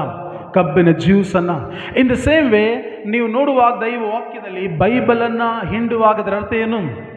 ಆದಿಕಾಂಡದಿಂದ ಪ್ರಕಟಣ ಗ್ರಂಥದವರೆಗೆ ಅಲ್ಲಿ ತಿಳಿಸಲಾಗಿರೋ ಪ್ರತಿಯೊಂದು ಪ್ರವಾದನೆಗಳು ಮತ್ತು ಧರ್ಮಶಾಸ್ತ್ರ ತಿಳಿಸುವಂಥದ್ದು, ಪ್ರವಾದಿಗಳ ಮೂಲಕವಾಗಿ ದೇವರು ಮಾತನಾಡಿದ್ದು, ಇದೆಲ್ಲದರ ಸಾರಾಂಶ ಏನನ್ನೋದಾದರೆ ಒಂದೇ ಸಾಲಲ್ಲಿ ಪ್ರಭು ಯೇಸು ಅದನ್ನು ಉತ್ತರಿಸ್ತಾರೆ. ಅದಕ್ಕೆ ಮತ್ತಾಯನ ಶುಭ ಸಂದೇಶ 7ನೇ ಅಧ್ಯಾಯ ವಾಕ್ಯ 12 ಒಂದೇ ವಾಕ್ಯ ಪ್ರಭು ಯೇಸು ಕ್ರಿಸ್ತರು ಹೇಳಿದೆ, ಹೋಲ್ ಬೈಬಲ್, ಪವಿತ್ರ ಗ್ರಂಥದ ಸಾರಾಂಶ. ಏನು ಆ ಸಾರಾಂಶ? ಜನರು ನಿಮಗೆ ಏನೇನು ಮಾಡಬೇಕೆಂದು ನೀವು ಅಪೇಕ್ಷಿಸುತ್ತೀರೋ ಅದನ್ನೇ ನೀವು ಅವರಿಗೆ ಮಾಡಿರಿ. ಓಕೆ, ಹೇಳ್ತೀರಾ ನನ್ನ ಜೊತೆ ಎಲ್ಲರೂ? ಜನರು ನನಗೆ ಏನೇನು ಮಾಡಬೇಕೆಂದು ನಾನು ಅಪೇಕ್ಷಿಸುತ್ತೇನೋ ಅದನ್ನ ನಾನು ಅವರಿಗೆ ಮಾಡಬೇಕು. ಓಕೆ, ನಿಮ್ಮ ಬಳಿ ಪ್ರಶ್ನೆ ಕೇಳ, ಜನರಿಂದ ನೀವೇನು ಬಯಸ್ತೀರಾ? ಯಾರಾದರೂ ಈ ರೀತಿ ಬಯಸ್ತೀರಾ? ಬಂದು ನನಗೆ ಹೊಡೀಲಿ, ಬೈಲಿ, ಅವಮಾನ ಮಾಡಲಿ, ನನ್ನಿಂದ ಕಿತ್ಕೊಂಡು ಹೋಗಲಿ, ನನ್ನ ಜೀವನನ ಹಾಳು ಮಾಡಲಿ, ನನ್ನ ಜೀವನವನ್ನು ನಾಶಪಡಿಸಲಿ, ಈ ರೀತಿ ಬಯಸ್ತೀರಾ? ಇಲ್ಲ. ಏನು ಬಯಸ್ತೀರಾ ಜನರಿಂದ? ಒಳ್ಳೆಯದನ್ನು ಬಯಸ್ತೀರಾ. ಹೌದಾ? ಕಷ್ಟದಲ್ಲಿರುವಾಗ ಜನರಿಂದ ಸಹಾಯವನ್ನು ಬಯಸ್ತೀರಾ, ದುಃಖದಲ್ಲಿರುವಾಗ ಸಾಂತ್ವನವನ್ನು ಬಯಸ್ತೇವೆ. ನಾವು ಇತರರಿಂದ ಏನನ್ನು ಬಯಸ್ತೇವೆ ಅಂದರೆ ಒಳ್ಳೆಯದನ್ನು ಬಯಸ್ತೇವೆ. ಹೌದಾ? ನಾವು ಜನರಿಂದ ಏನೆಲ್ಲವನ್ನು ಬಯಸುವಂಥ ಎಲ್ಲದೂ ಕೂಡ ಒಳ್ಳೆಯದ ಕೆಟ್ಟದ್ದ? ಬಟ್ ನಾವು ಜನರಿಗೆ ಮಾಡೋದೇನು? ಮಾಡಬೇಕು. ಜನರಿಂದ ನಾವು ಬಯಸೋದೇನನ್ನ? ಒಳ್ಳೆಯದನ್ನ. ಬಟ್ ಜನರಿಗೆ ನಾವು ಮಾಡೋದೇನನ್ನ? ಕೆಟ್ಟದನ್ನ. ಬಟ್ ಪ್ರಭು ಯೇಸು ಕ್ರಿಸ್ತರು ಏನಂತ ಹೇಳ್ತಾರೆ? ನೀವು ಜನರಿಂದ ಏನನ್ನ ಬಯಸ್ತೀರೋ ಅಂದರೆ ಒಳ್ಳೆಯದನ್ನ, ಮೊದಲು ನೀವು ಅವರಿಗೆ ಒಳಿತನ್ನ ಮಾಡಿರಿ. ದೇವರು ಮನುಷ್ಯನನ್ನು ಈ ಲೋಕದಲ್ಲಿ ರೂಪಿಸಿರುವಂಥದ್ದು ಪ್ರಿಯರೇ, ಒಳಿತನ್ನ ಮಾಡಲಿಕ್ಕಾಗಿ ಹೊರತು ಕೆಡುಕನ್ನ ಮಾಡಲಿಕ್ಕಾಗಿ ಅಲ್ಲ. ಸದನ್ಯ ದೈವ ವಾಕ್ಯದಲ್ಲಿ ನಾವು ಪ್ರತಿಯೊಬ್ಬರೂ ಕೂಡ ನೋಡುವಂಥದ್ದು, ಜನರು ನಿಮಗೆ ಏನನ್ನ ಮಾಡಬೇಕೆಂಬುದಾಗಿ ಅಪೇಕ್ಷಿಸುತ್ತೀರೋ ಅದನ್ನ ನೀವು ಅದನ್ನೇ ಅವರಿಗೆ ಮಾಡಿರಿ. ಬಟ್ ನಾವು ಜನರಿಂದ ಎಕ್ಸ್ಪೆಕ್ಟೇಷನ್ ಇಟ್ಕೊಳ್ತೀವಿ ಅಷ್ಟೇ, ಬಟ್ ನಾವು ಒಳ್ಳೆಯದನ್ನು ಮಾಡಲಿಕ್ಕೆ ಪ್ರಯತ್ನಿಸೋದಿಲ್ಲ. ಸಂಬಂಧಿಕರಿಂದ ನಾವು ಒಳ್ಳೆಯದನ್ನು ಬಯಸ್ತೇವೆ, ಹೌದಾ? ಆದರೆ ನಾವು ಅವ್ರ ಕಷ್ಟದಲ್ಲಿದ್ದಾಗ ಸಂಬಂಧಿಕರ ಬಗ್ಗೆ ಲೋಕ ಹೇಳೋದೇನು? ಕಷ್ಟದಲ್ಲಿದ್ದಾಗ ಯಾರೂ ಇಲ್ಲ, ಅವ್ರ ಕಷ್ಟದಲ್ಲಿದ್ದಾಗ ನಾನೆಲ್ಲಿದ್ದೆ? ಇದು ಈಸಿ ಹೇಳುವಂಥದ್ದು, ಹೌದಾ? ಏನಂತ? ಅಯ್ಯೋ, ನಾವು ಕಷ್ಟದಲ್ಲಿದ್ದಾಗ ನಮ್ಗೆ ಯಾರೂ ಇರಲಿಲ್ಲ ಅಂತ. ಅದನ್ನೇ ಹೀಗೆ ತೆಗೆದುಕೊಳ್ಳೋಣ, ನಾವು ಸುಖದಲ್ಲಿದ್ದಾಗ ಎಷ್ಟು ಜನಕ್ಕಾಗಿದ್ವಿ, ಬಟ್ ನಾವು ಕಷ್ಟಕ್ಕೊಳಗಾದಾಗ ಎಲ್ಲರನ್ನೂ ಕೂಡ ದೂಷಿಸ್ತೇವೆ. ಏನಂತ? ಅಯ್ಯೋ, ನಮ್ಗೆ ಯಾರೂ ಇಲ್ಲ, ನಮ್ಗೆ ಯಾರೂ ನೋಡೋದಿಲ್ಲ, ನಮ್ಮ ಹತ್ರ ಇಲ್ಲದೆ ಇರೋದಕ್ಕೆ ಯಾರೂ ಬರೋದಿಲ್ಲ, ಎಲ್ಲ ಹಣ ಇದ್ದ ಕಡೆ ಜನ, ಹಣ ಏನು ಸಕ್ಕರೆ ಇದ್ದ ಕಡೆ ಸಿಹಿ ಇದ್ದ ಕಡೆ ನೊಣ, ಹಾಗೆ ಹಣ ಇದ್ದ ಕಡೆ ಜನ. ಎಷ್ಟು ತೆಗೆದುಕೊಂಡು ಬಂದರು ಯೇಸು ಸ್ವಾಮಿ ಈ ಲೋಕಕ್ಕೆ? ಪ್ರಭು ಯೇಸು ಕ್ರಿಸ್ತರು ಈ ಲೋಕಕ್ಕೆ ಬರುವಾಗ ಎಷ್ಟು ಹಣವನ್ನು ತೆಗೆದುಕೊಂಡು ಬಂದರು, ಹೋಗುವಾಗ ಎಷ್ಟು ತೆಗೆದುಕೊಂಡು ಹೋದರು? ಬಟ್ ಎಷ್ಟು ಜನ ಯೇಸುವನ್ನು ಹಿಂಬಾಲಿಸಿದ್ರು? ಎಷ್ಟು ಜನ ಯೇಸುವನ್ನು ಹಿಂಬಾಲಿಸಿದ್ರು? ಯೇಸುವಿನಿಂದ ಆಗರೆ ಹಣದ ಈ ವಿಷಯದಲ್ಲಿ ಹಿಂಬಾಲಿಸಿದ್ರ? ನೋ. ಹಾಗಾಗಿ ಪ್ರಿಯರೇ, ಲೋಕ ಹೇಳುವಂಥದ್ದು ಮೋಟಿವೇಶನ್ ಅಷ್ಟೇ. ಲೋಕ ಹೇಳೋದೇನನ್ನದಾದರೆ ತನ್ನ ನೋವಿಗೆ ಸರಿ ಹೊಂದುವಂಥದ್ದನ್ನು, ಸರಿ ಕಾಣುವಂಥದ್ದನ್ನು ತಿಳಿಸ್ತದೆ. ಬಟ್ ನಾವು ಲೋಕದ ಮೋಟಿವೇಶನ್ಗಳನ್ನು ತೆಗೆದುಕೊಳ್ಳುವಂಥದ್ದಲ್ಲ. ನಾವು ಪ್ರತಿಯೊಬ್ಬೊಬ್ಬರು ದೇವರು ತನ್ನ ವಾಕ್ಯದಲ್ಲಿ ಏನನ್ನು ತಿಳಿಸಿದಾರೋ ಅದನ್ನೇ ನಾವು ತೆಗೆದುಕೊಳ್ಳುವಂಥದ್ದು. ಲೋಕ ನಮ್ಮ ಪ್ರತಿಯೊಬ್ಬರಿಗೂ ಕಲಿಸ್ತದೆ ಏನಂತ? ಹುಟ್ಟುತ್ತಾ ಅಣ್ಣ ತಮ್ಮಂದಿರು ಬೆಳೆ ಬೆಳೆಯುತ್ತಾ ಇಬ್ರು ಕಚ್ಚಾಡೋದೇ ತಡ, ಆಗ್ಲೇ ಸುರು ಕೂತಿದವರು ಜಗಲಿ ಮೇಲೆ, ಅಯ್ಯೋ ಅಣ್ಣ ತಮ್ಮದಿರು ಹೊಡೆದಾಡ್ತವ್ರೆ. ಲೋಕ ಹೇಳಲ್ವಾ? ಹುಡ್ತಾ ಅಣ್ಣ ತಮ್ಮದಿರು ಬೆಳೆ ಬೆಳೀತಾ ದಾಯಿದೆ. ಅದನ್ನೇ ಕೀರ್ತನೆಯಲ್ಲಿ ಹೇಳ್ತೇನೆ, ದೈವ ವಾಕ್ಯದಲ್ಲಿ, ಸಹೋದರರು ಕೂಡಿ ಬಾಳುವುದು ಎಷ್ಟು ರಮಣೀಯವಾದುದು, ಅಲ್ಲೇ ಆಶೀರ್ವಾದವು ನೆಲೆಸಿರುವಂಥದ್ದು. ಬಟ್ ಯಾಕೆ ಪವಿತ್ರ ಗ್ರಂಥದಲ್ಲಿ ಬರೆದಿರೋದನ್ನು ಹೇಳೋದಿಲ್ಲ? ಯಾಕೆಂದರೆ ನಮ್ಮ ಪ್ರತಿಯೊಬ್ಬರಿಗೂ ಲೋಕ ಏನು ಹೇಳ್ತದೆ ಅದು ಬೇಕು, ಬಟ್ ಪ್ರಭು ಯೇಸು ಕ್ರಿಸ್ತರು ಹೇಳುವಂಥದ್ದು ಬಹು ಮುಖ್ಯಕರವಾದದ್ದು. ಹಾಗಾಗಿ ದೈವ ವಾಕ್ಯದಲ್ಲಿ ಪ್ರಭು ಯೇಸು ಕ್ರಿಸ್ತರು ಹೇಳ್ತಾರೆ, ಪ್ರಿಯರೇ, ದೇವರು ನಮ್ಮನ್ನು ಈ ಲೋಕದಲ್ಲಿ ರೂಪಿಸಿರುವಂಥದ್ದು ಪ್ರಿಯರೇ, ನಾವು ಪ್ರತಿಯೊಬ್ಬೊಬ್ಬರು ಒಳಿತಿನ ಕಾರ್ಯಗಳನ್ನು ಮಾಡಲಿಕ್ಕಾಗಿ ಹೊರತು ಕೆಡುಕಿನ ಕಾರ್ಯಗಳನ್ನು ಮಾಡಲಿಕ್ಕಾಗಿ ಅಲ್ಲ. ಅದನ್ನೇ ಮತ್ತಾಯನ ಶುಭ ಸಂದೇಶದಲ್ಲಿ ಪ್ರಭು ಯೇಸು 7ನೇ ಅಧ್ಯಾಯ ವಾಕ್ಯ 12ರಲ್ಲಿ ಸ್ಪಷ್ಟವಾಗಿ ತಿಳಿಸರೆ, ಜನರು ನಿಮಗೆ ಏನೇನು ಮಾಡಬೇಕೆಂದು. ಯಾಕೆ ಏನೇನು ಅಂತಂದ್ರು? ಏನೇನು ಅಂತ ಹೇಳಿದ್ರು? ಏನು ಮಾಡಬೇಕು ಅಂತ ಕೇಳಿದ್ರು? ಏನೇನು ಅಂತ ಹೇಳಿದ್ರು. ಯಾಕೆ ಏನೇನು ಅಂತಂದ್ರು? ನಮಗೆ ಎಕ್ಸ್ಪೆಕ್ಟೇಷನ್ ಜಾಸ್ತಿ, ನಮಗೆ ಎಕ್ಸ್ಪೆಕ್ಟೇಷನ್ ಜಾಸ್ತಿ. ಅಯ್ಯೋ, ಇನ್ನೊಂದು ಸ್ವಲ್ಪ ಕೊಟ್ಟಿದ್ರೆ ಆಗೋದು, ಇನ್ನೊಂದು ಸ್ವಲ್ಪ ಮಾಡಿದರೆ ಆಗೋದು, ಇನ್ನೊಂದು ಸ್ವಲ್ಪ ಹೊತ್ತು ಇದ್ದಿದ್ರೆ ಆಗೋದು, ಇನ್ನೊಂದು ಸ್ವಲ್ಪ ದಿನ ಮಾಡಿದ್ರೆ ಆಗೋದು. ನಮಗೆ ಎಕ್ಸ್ಪೆಕ್ಟೇಷನ್ ಜಾಸ್ತಿ. ಇನ್ ದಿ ಸೇಮ್ ಪ್ರಭು ಯೇಸು ಕ್ರಿಸ್ತ ಹೇಳಿದ್ರೆ, ನೀವು ಜನರಿಂದ ಏನನ್ನು ಬಯಸ್ತೀರೋ ನೀವು ಅದನ್ನೇ ಅವರಿಗೆ ಮಾಡಿರಿ. ಜನರಿಂದ ನಾವು ಬಯಸುವಂಥದ್ದು ಒಳ್ಳೆಯದನ್ನೇ, ನಾವು ಜನರಿಗೆ ಮಾಡಬೇಕಾಗಿರುವಂಥದ್ದು ಒಳ್ಳೆಯದನ್ನೇ. ಯಾಕೆಂದರೆ ದೈವ ವಾಗ್ದಾನ ತಿಳಿಸಿದ ಪ್ರಿಯರೇ, ನಮ್ಮನ್ನು ನಿಮ್ಮನ್ನು ಸೃಷ್ಟಿಸಿದ ಸೃಷ್ಟಿಕರ್ತನು ಆತನು ಒಳ್ಳೆಯವನು.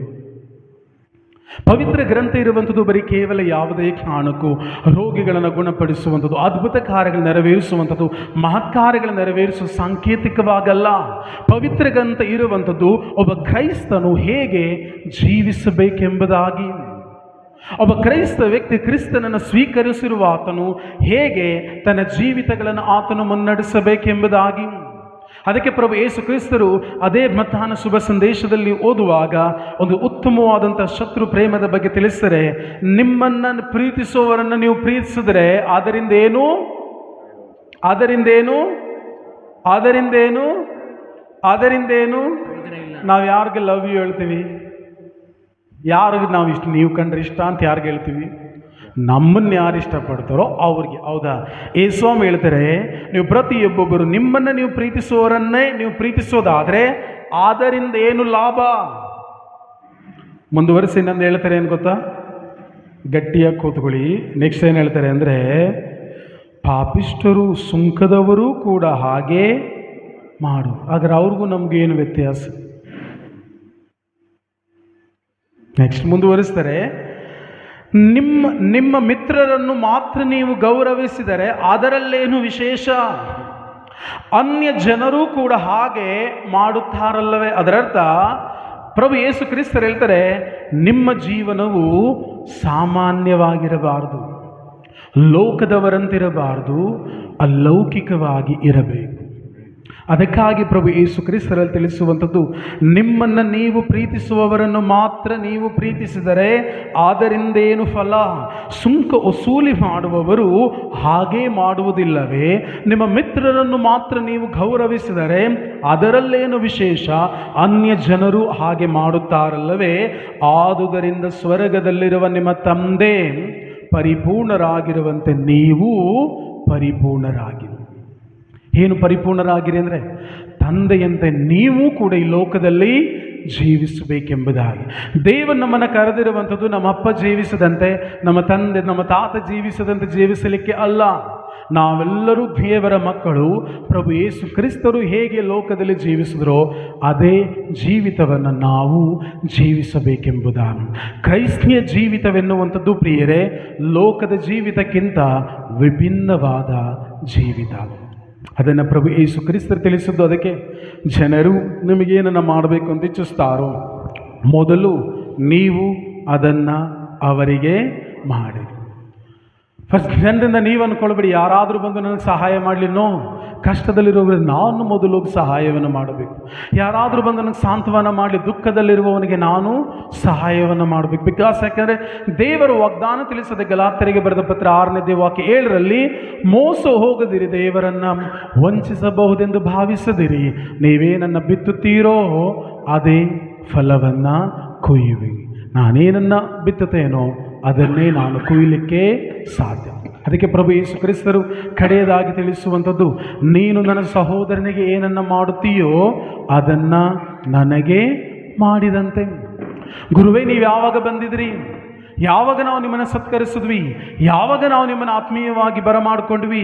ಪ್ರಭು ಯೇಸು ಕ್ರಿಸ್ತ ಹೇಳ್ತಾರೆ, ನನ್ನ ಸಹೋದರನನ್ನು ನೀನು ಬರಮಾಡಿಕೊಳ್ಳೋದಾದರೆ ನನ್ನನ್ನೇ ಬರಮಾಡಿಕೊಂಡಂತೆ ನನ್ನ ಸಹೋದರನಿಗೆ ನೀನೇನನ್ನು ಮಾಡುತ್ತೀಯೋ ಅದನ್ನು ನನಗೆ ಮಾಡಿದಂತೆ. ಅದನ್ನು ಪ್ರಭು ಯೇಸು ಪ್ರೇಷಿತರ ಕಾರ್ಯಕಲಾಪದಲ್ಲಿ ಸೌಲನಿಗೆ ಸುಂದರವಾಗಿ ಹೇಳ್ತಾರೆ. ಏನಂದರೆ, ಸೌಲನೇ ಸೌಲನೇ, ನನ್ನನ್ನೇಕೆ ಹಿಂಸಿಸುತ್ತಿರುವೆ? ಸೌಲ ಎಲ್ಲಿಗೆ ಹೋಗ್ತಾ ಇದ್ದ? ದಮಸ್ಕಸ್ಗೆ ಹೋಗ್ತಿದ್ದ. ಯಾಕೆ ಹೋಗ್ತಿದ್ದ? ಕ್ರೈಸ್ತರನ್ನು ಹಿಂಸಿಸಲಿಕ್ಕೆ ಹೋಗ್ತಿದ್ದ. ಏ ಸ್ವಾಮಿ ಏನಂತ ಹೇಳಿದ್ರು? ಯಾಕೆ ನನ್ನ ಭಕ್ತರನ್ನು ಹಿಂಸಿಸ್ತೀಯಾ ಅಂತ ಹೇಳಿದ್ರ? ಅದು ಯಾಕೆ ನನ್ನ ಅನುಯಾಯಿಗಳನ್ನು ಹಿಂಸಿಸ್ತೀಯಾ ಅಂತ ಹೇಳಿದ್ರ? ಅದು ಯಾಕೆ ನನ್ನ ಜನರನ್ನು ಹಿಂಸಿಸ್ತೀಯಾ ಅಂತ ಹೇಳಿದ್ರ? ಅಥವಾ ಯಾಕೆ ನನ್ನನ್ನೇ ಹಿಂಸಿಸ್ತಾ ಇದೀಯಾ ಅಂತ ಹೇಳಿದ್ರ? ಅದರರ್ಥ ಪ್ರಿಯರೇ, ನಾನು ಇನ್ನೊಬ್ಬ ನನ್ನಂತೆ ಇರುವ ಇನ್ನೊಬ್ಬನಿಗೆ ನಾನು ಏನನ್ನು ಮಾಡ್ತೀನೋ ಅದನ್ನು ಆತನ ಸೃಷ್ಟಿಕರ್ತನಿಗೆ ಮಾಡಿದಂತೆ. ಹಾಗಾಗಿ ದೈವ ವಾಗ್ದಾನ ತಿಳಿಸದೆ ದೇವರು ನಮ್ಮನ್ನು ಈ ಲೋಕದಲ್ಲಿ ಕರೆಯಲ್ಪಟ್ಟಿರುವುದು ಪ್ರಿಯರೇ, ನಾವು ಪ್ರತಿಯೊಬ್ಬೊಬ್ಬರು ಆತನಂತೆ ಒಳ್ಳೆಯ ಸ್ವಭಾವದಲ್ಲಿ ಜೀವಿಸಲಿಕ್ಕಾಗಿ. The God's nature is good. ದೇವರ ಸ್ವಭಾವ ಏನಂದರೆ, God is love. In the same way God is good. ದೇವರು ಪ್ರೀತಿಯಾಗಿದ್ದಾರೆ, ಹಾಗೆ ದೇವರು ಒಳ್ಳೆಯವರಾಗಿದ್ದಾರೆ, ಒಳಿತನ್ನೇ ಮಾಡುವವರು ಆಗಿದ್ದಾರೆ. ಅವರ ಮಕ್ಕಳಾದ ನಾವು ಪ್ರತಿಯೊಬ್ಬೊಬ್ಬರೂ ಆ ಒಳಿತಿನ ಕಾರ್ಯಗಳನ್ನು ಮಾಡಬೇಕೆಂಬುದಾಗಿಯೇ ಪ್ರಭು ಯೇಸು ಅವರ ಆತ್ಮರನ್ನು ನಮ್ಮಲ್ಲಿ ತುಂಬಿಸು. It's impossible. ಲೋಕದ ದೃಷ್ಟಿಯಲ್ಲಿ ನಾನು ಪ್ರಭು ಯೇಸು ಕ್ರಿಸ್ತರು ತಿಳಿಸುವ ಮಾರ್ಗದಲ್ಲಿ ನಡೆಯುವಂಥದ್ದು ಇಂಪಾಸಿಬಲ್. ಬಟ್ ಅಸಾಧ್ಯವಾದ ಕಾರ್ಯವನ್ನು ನಮ್ಮಲ್ಲಿ ಸಾಧ್ಯಗೊಳಿಸಲಿಕ್ಕಾಗಿಯೇ ಪ್ರಭು ಯೇಸು ತಮ್ಮ ಆತ್ಮರಿಂದ ನಮ್ಮನ್ನು ನಿಮ್ಮನ್ನು ತುಂಬಿಸಲ್ಪಟ್ಟಿರುವಂಥದ್ದು. Praise God. ಅದಕ್ಕಾಗಿ ದೈವ ವಾಗ್ದಾನ ತಿಳಿಸಿದೆ, ಹೂ ಹೆವರ್ ವಾಕ್ ಇನ್ ಲವ್, ಯಾರು ಪ್ರೀತಿಯಲ್ಲಿ ಜೀವಿಸ್ತಾನೋ ಯಾವುದೇ ಕಾರಣಕ್ಕೂ ಆತನು ಸಿಕ್ನೆಸ್ಸಲ್ಲಿ ಜೀವಿಸಲಿಕ್ಕೆ ಸಾಧ್ಯವಿಲ್ಲ. ಪ್ರಭು ಯೇಸು ಕ್ರಿಸ್ತರು ಈ ಲೋಕದಲ್ಲಿ ರೋಗಿಯಾಗಿದ್ರ ಅಥವಾ ರೋಗಿಯನ್ನು ಗುಣಪಡಿಸಿದ್ರ? ರೋಗಿಯಾಗಿದ್ರೆ ರೋಗಿಯನ್ನು ಗುಣಪಡಿಸಿದ್ರ? ಈ ಲೋಕದಲ್ಲಿ ನೋಡುವಾಗ ವೈದ್ಯರೂ ಕೂಡ ರೋಗದಲ್ಲಿ ಬೀಳುವಂಥದ್ದನ್ನು ನೋಡಿದ್ದೇವೆ. ಬಟ್ ಪ್ರಭು ಯೇಸು ಕ್ರಿಸ್ತರು ರೋಗಿಯನ್ನು ಗುಣಪಡಿಸಿದ್ರು, ಬಟ್ ರೋಗಿಯಾಗಿ ಜೀವಿಸಲಿಲ್ಲ, ಆರೋಗ್ಯವಂತರಾಗಿ ಜೀವಿಸಿದ್ರು. ಇನ್ ದ ಸೇಮ್ ವೇ ಕ್ರಿಸ್ತನನ್ನು ಹಿಂಬಾಲಿಸೋ ನಾವು ಪ್ರತಿಯೊಬ್ಬೊಬ್ಬರೂ ಕೂಡ ಪ್ರಿಯರೇ ಆತನಂತೆಯೇ ಜೀವಿಸಲು ನಮಗೆ ಆತನು ಮಾರ್ಗವನ್ನು ಬಿಟ್ಟು ಹೋಗಲ್ಪಟ್ಟಿರುವಂಥದ್ದು. ಆದುದರಿಂದ ನಾವು ಪ್ರತಿಯೊಬ್ಬೊಬ್ಬರೂ ಆತನನ್ನು ಹಿಂಬಾಲಿಸುವವರು ಆತನ ವಾಕ್ಯವನ್ನು ಹಿಂಬಾಲಿಸಬೇಕು. ಅದಕ್ಕೆ ಪ್ರಭು ಯೇಸು ಕ್ರಿಸ್ತ ಹೇಳ್ತಾರೆ, ನೀವು ನನ್ನ ಮಾತನ್ನು ಕೇಳ್ತೀರಿ, ಆದರೆ ಕೈಗೊಂಡು ನಡೆಯೋದಿಲ್ವಲ್ಲ. ಯಾಕೆ ಕೇಳಿದಾರ? ಯಾಕೆ ಕೈಗೊಂಡು ನಡೆಯೋದಿಲ್ಲ? ಯಾಕಂದರೆ ನಮಗದು ಕಷ್ಟ ಎಂಬುದಾಗಿ ಹೇಳ್ತೇವೆ. ಬಟ್ ಪ್ರಭು ಯೇಸು ಕ್ರಿಸ್ತ ಹೇಳ್ತಾರೆ, ನನ್ನನ್ನು ಪ್ರೀತಿಸುವವನಿಗೆ ನನ್ನ ಆಜ್ಞೆಗಳೇನು ಕಷ್ಟಕರವಾದದ್ದು ಅಲ್ಲ. ಯಾರಿಗದು ಸುಲಭವಾದದ್ದಂದರೆ ಅವರನ್ನು ಪ್ರೀತಿಸುವವರಿಗೆ. ಯಾರವರನ್ನು ಪ್ರೀತಿಸುವವರಂದರೆ ಆತನ ಆಜ್ಞೆಗಳನ್ನು ಕೈಗೊಂಡು ನಡೆಯುವವನಿಗೆ. ಯಾರಿಗದು ಕಷ್ಟವಲ್ಲ ಅಂದರೆ ರಿಪೀಟ್ ಅಗೇನ್ ತಿಳಿಸದೆ ಆತನನ್ನು ಪ್ರೀತಿಸುವವನಿಗೆ ಆತನ ಆಜ್ಞೆಗಳು ಸುಲಭವಾದದೆಂಬುದಾಗಿ. Praise the Lord, hallelujah. ಒಂದು ನಿಮಿಷದಲ್ಲಿ ನೋಡೋಣ, ನಾವು ಪ್ರತಿಯೊಬ್ಬರೂ ಎದ್ದು ನಿಂತು ಸಂಪೂರ್ಣ ಕಣ್ಣುಗಳ ಮುಚ್ಚೋಣ. ಕಣ್ಣುಗಳ ಮುಚ್ಚುತ್ತಾ ಈ ಸಮಯ ಒಂದು ಕ್ಷಣ ನಾವು ಶಾರೀರಿಕವಾದ ಕಣ್ಣುಗಳನ್ನು ಮುಚ್ಚುತ್ತಾ ಆಂತರ್ಯದ ಕಣ್ಣುಗಳನ್ನು ತೆರೆದು ಪ್ರಭುವಿನ ಮುಂದೆ ನಮ್ಮನ್ನು ಒಪ್ಪಿಸಿಕೊಡೋಣ. ಪ್ರಿಯರೇ, ದೈವ ವಾಕ್ಯದಲ್ಲಿ ನಾವು ಪ್ರತಿಯೊಬ್ಬರೂ ಧ್ಯಾನಿಸುವಂತೆ ದೇವರು ಮನುಷ್ಯನನ್ನು, ಅಂದರೆ ನನ್ನನ್ನು ಈ ಲೋಕದಲ್ಲಿ ಏತಕ್ಕಾಗಿ ರೂಪಿಸಿದರೆಂದರೆ ನಾನು ಅವರಂತೆಯೇ ಜೀವಿಸುವುದಕ್ಕಾಗಿ. ಅದಕ್ಕೆ ಪ್ರಭು ಯೇಸು ಕ್ರಿಸ್ತರು ದೈವ ವಾಗ್ದಾನದಲ್ಲಿ ತಿಳಿಸುವಂತೆ, ನೀವು ದೇವರ ಮಕ್ಕಳಾದುದರಿಂದ ನೀವು ತಂದೆಯ ಸ್ವಭಾವದಂತೆ ಜೀವಿಸಿರಿ. ಪ್ರಭು ಯೇಸು ಕ್ರಿಸ್ತರು ಫರಿಸಾಯರನ್ನ, ಸದ್ದುಕಾಯರನ್ನ, ಧರ್ಮಶಾಸ್ತ್ರಿಗಳನ್ನು ನೋಡಿ ನುಡಿಯುವ ನೀವು ಅಬ್ರಹಾಮನ ಸಂತಾನದವರೆಂಬುದಾಗಿ ಹೇಳಿಕೊಳ್ಳುತ್ತೀರಿ, ಆದರೆ ಅಬ್ರಹಾಮನಂತೆ ಜೀವಿಸುವುದಿಲ್ಲ. ಏಕೆ? ಇನ್ ದ ಸೇಮ್ ವೇ ಪ್ರಿಯರೇ, ದೇವರ ಮಕ್ಕಳಾದ ನಾವು ಪ್ರತಿಯೊಬ್ಬರೂ ದೇವರ ಸ್ವಭಾವದಲ್ಲಿ ಜೀವಿಸಲಿಕ್ಕಾಗಿ ನಮ್ಮನ್ನು ನಿಮ್ಮನ್ನು ಕರೆಯಲ್ಪಟ್ಟಿರುವಂಥದ್ದು. ಪ್ರಿಯರೇ, ದೈವ ವಾಗ್ದಾನದಲ್ಲಿ ಧ್ಯಾನಿಸುವಂತೆ ಲೂಕನ ಶುಭ ಸಂದೇಶದಲ್ಲಿ ಪ್ರಭು ಯೇಸು ಕ್ರಿಸ್ತ ನುಡಿಯುವಂತೆ, ತಂದೆಯೇ, ಇವರೇನು ಮಾಡುತ್ತಿರುವರೋ ಇವರು ಅರಿಯರು. ದೇವ, ನೀವು ಮನುಷ್ಯನನ್ನು ಈ ಲೋಕದಲ್ಲಿ ಏತಕ್ಕಾಗಿ ರೂಪಿಸಿದ್ದೀರೋ ಆ ಯೋಜನೆಯನ್ನು ಇವರು ಇನ್ನೂ ಅರಿತುಕೊಂಡಿಲ್ಲ. ದೇವರು ಮನುಷ್ಯನನ್ನು ಈ ಲೋಕದಲ್ಲಿ ಸೃಷ್ಟಿಸಿದ್ದು ಪ್ರಿಯರೇ ಆತನಂತೆ ಜೀವಿಸುವುದಕ್ಕಾಗಿ. ಯಾಕೆಂದರೆ ಆದಿಕಾಂಡ 6ನೇ ಅಧ್ಯಾಯದಲ್ಲಿ ನಾವು ಪ್ರತಿಯೊಬ್ಬರು ಧ್ಯಾನಿಸಿದಂತೆ, ಒಳ್ಳೆಯ ಸ್ವಭಾವದಲ್ಲಿ ಜೀವಿಸಬೇಕಾದ ಮನುಷ್ಯನು, ಒಳ್ಳೆಯತನದಲ್ಲಿ ಜೀವಿಸಬೇಕಾದಂಥ ಮನುಷ್ಯನು ಸದಾಕಾಲ ಕೆಟ್ಟತನದೊಂದಿಗೂ ಕೆಟ್ಟ ಆಲೋಚನೆಯೊಂದಿಗೂ ಜೀವಿಸಿದ್ದರಿಂದ ಆತನನ್ನು ಸೃಷ್ಟಿಸಿದ ಸೃಷ್ಟಿಕರ್ತನೇ ಮನನೊಂದಲ್ಪಟ್ಟ. ಬಹಳ ದುಃಖಭರಿತನಾದ, ನಾನು ಸೃಷ್ಟಿಸಿದ ಮನುಷ್ಯನು ನನ್ನಂತೆ ಜೀವಿಸದೆ ಸದಾ ಕೆಟ್ಟದ್ದನ್ನು, ಕೆಡುಕನ್ನು ಬಯಸುವ ಆತನಾದುದರಿಂದ ಆತನು ತಾನು ಸೃಷ್ಟಿಸಿದ ಮನುಷ್ಯನ ವಿಷಯದಲ್ಲಿ ವ್ಯಥೆಯನ್ನು ಪಟ್ಟ. ಪ್ರಿಯರೇ, ಕಣ್ಣುಗಳ ಮುಚ್ಚುತ್ತಾ ನಮ್ಮನ್ನೇ ತಂದೆಯ ಕರಗಳಿಗೆ ಒಪ್ಪಿಸುತ್ತಾ ಪ್ರಾರ್ಥಿಸೋಣ. ಇಂದು ನಾವು ಪ್ರತಿಯೊಬ್ಬೊಬ್ಬರೂ ಕೂಡ ತಂದೆಯ ಸ್ವಭಾವಕ್ಕೆ ವಿರುದ್ಧವಾಗಿ ಒಳಿತಿನ ಕಾರ್ಯದಲ್ಲಿ ಮುನ್ನಡೆಯದೆ ಕೆಡುಕಿನ ಕಾರ್ಯಗಳಲ್ಲಿ ನಾವು ಪ್ರತಿಯೊಬ್ಬರು ಮುನ್ನಡೆಯುವಾಗ ಪ್ರಿಯರೇ, ಅದು ದೇವರಿಗೆ ನೋವನ್ನುಂಟು ಮಾಡುವಂಥ ವಿಷಯ. ಗಲಾತ್ಯರಿಗೆ ಬರೆದ ಪತ್ರ 5ನೇ ಅಧ್ಯಾಯದಲ್ಲಿ ನಾವು ಧ್ಯಾನಿಸುವಾಗ ಶಾರೀರಿಕ ಫಲಗಳು ಆತ್ಮಿಕ ಫಲಗಳೆಂಬುದಾಗಿ ತಿಳಿಸಲ್ಪಡ್ತದೆ. ಪ್ರಿಯರೇ, ಈ ಶಾರೀರಿಕ ಫಲಗಳು ಕೆಟ್ಟತನ, ಕುಡುಕತನ, ದುಂದೌತಣ, ದ್ವೇಷ, ಅಸೂಯೆ, ಜಗಳ, ಕಲಹ, ಮದ ಮತ್ಸರಗಳು, ಮೋಹ ವ್ಯಾಮೋಹಗಳು, ಇದೆಲ್ಲವೂ ಶಾರೀರಿಕವಾದದ್ದು. ಇದು ಲೋಕದಿಂದ ಬಂದದ್ದು. ಪವಿತ್ರಾತ್ಮನ ಫಲಗಳು ಪ್ರೀತಿ. ಆ ಪ್ರೀತಿಯ ಗುಣಲಕ್ಷಣಗಳೇ ಸಹನೆ, ತಾಳ್ಮೆ, ಸಂಯಮ, ದಯೆ, ದಾಕ್ಷಿಣ್ಯ. ಆ ಆತ್ಮನ ನಾವು ಪ್ರತಿಯೊಬ್ಬೊಬ್ಬರೂ ಕೂಡ ಹೊಂದಿರುವುದರಿಂದ ಪ್ರಿಯರೇ, ದೈವ ವಾಗ್ದಾನ ತಿಳಿಸುವಂತೆ ನಾವು ಪ್ರತಿಯೊಬ್ಬರು ಪ್ರೀತಿಯ ಫಲವನ್ನು ಹೊರಹೊಮ್ಮಿಸುತ್ತಾ ಪ್ರೀತಿಯ ಗುಣಲಕ್ಷಣಗಳಾದಂತಹ ಸಹನೆ, ತಾಳ್ಮೆ, ಸಂಯಮ, ದಯೆ, ದಾಕ್ಷಿಣ್ಯದೊಂದಿಗೆ ಜೀವಿಸಬೇಕೆಂಬುದಾಗಿ.